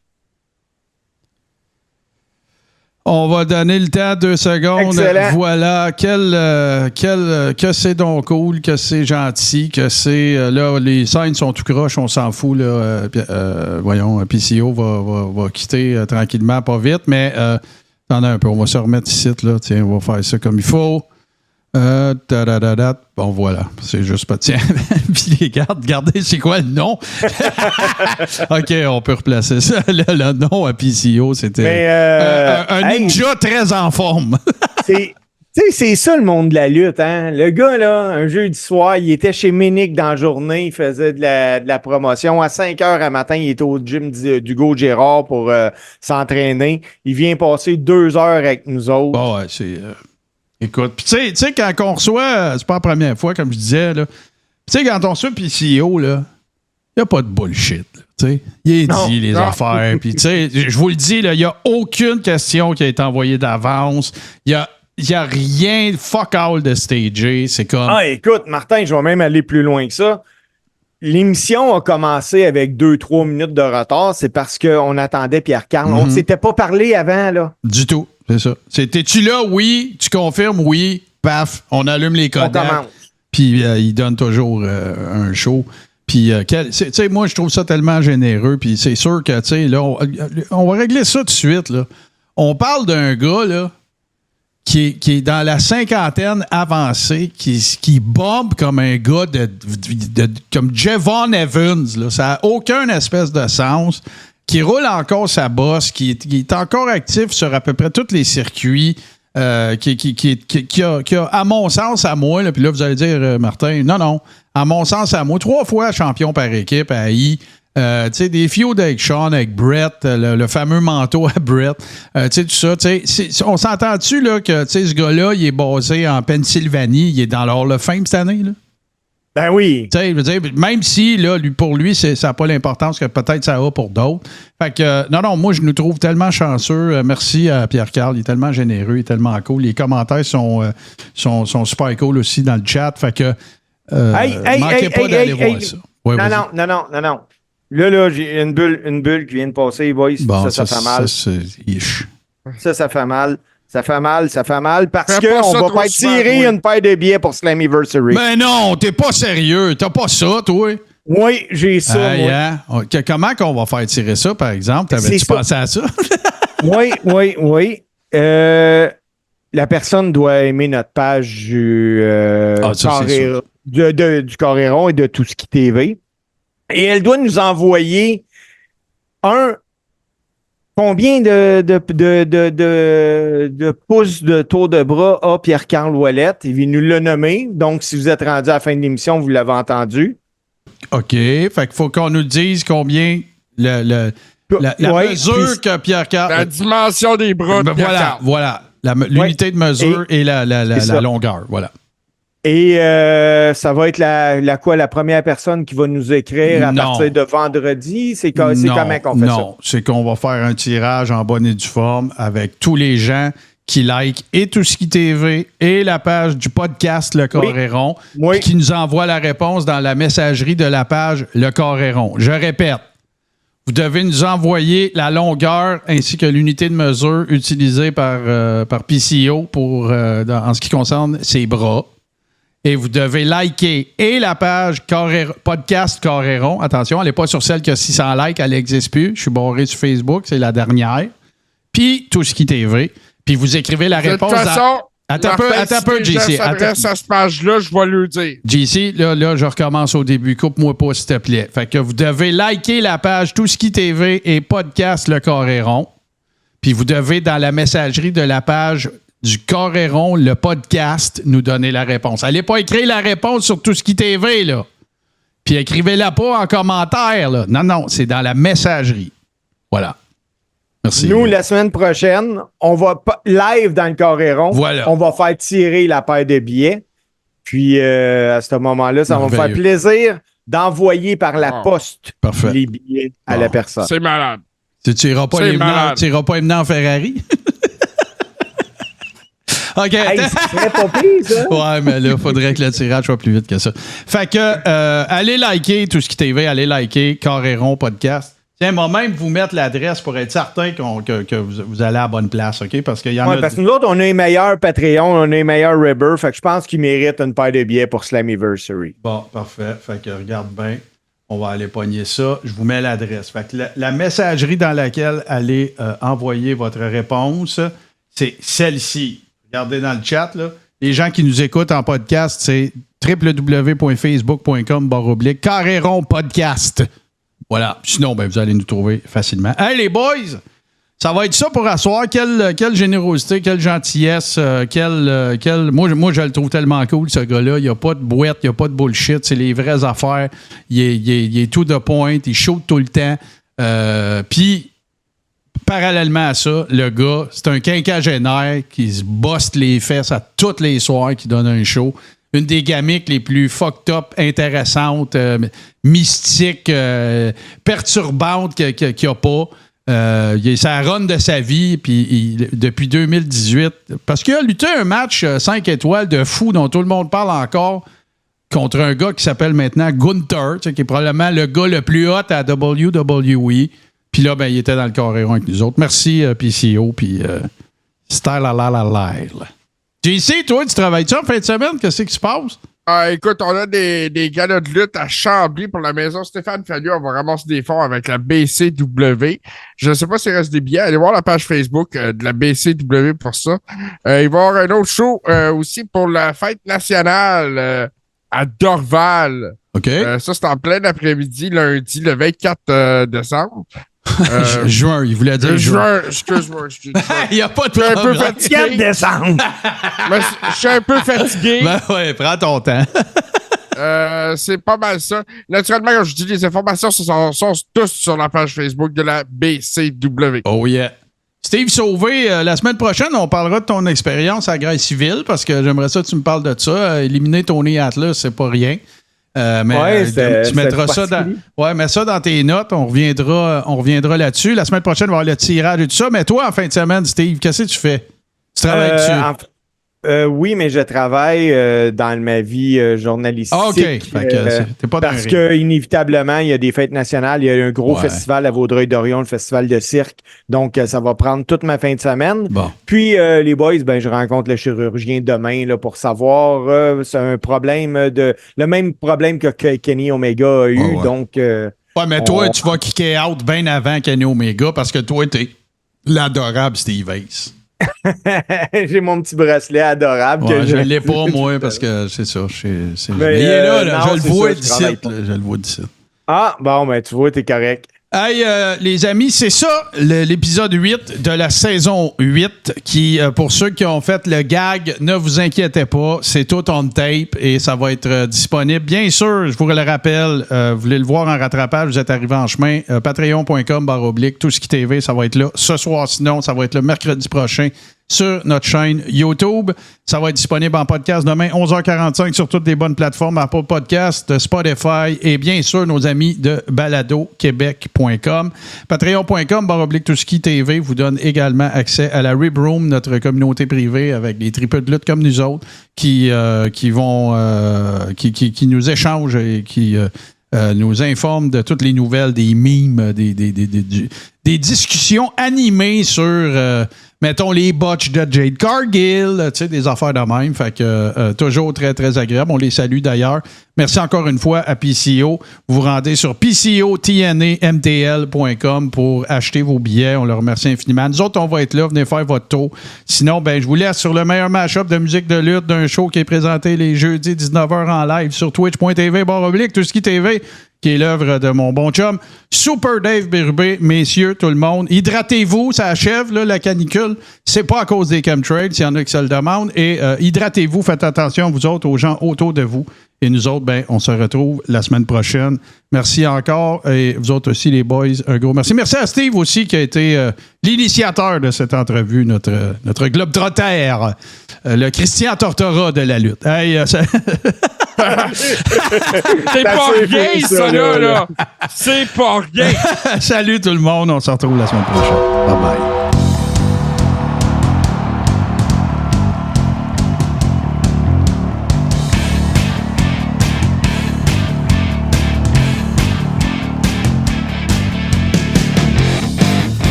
Tout ce qui est TV sur Twitch.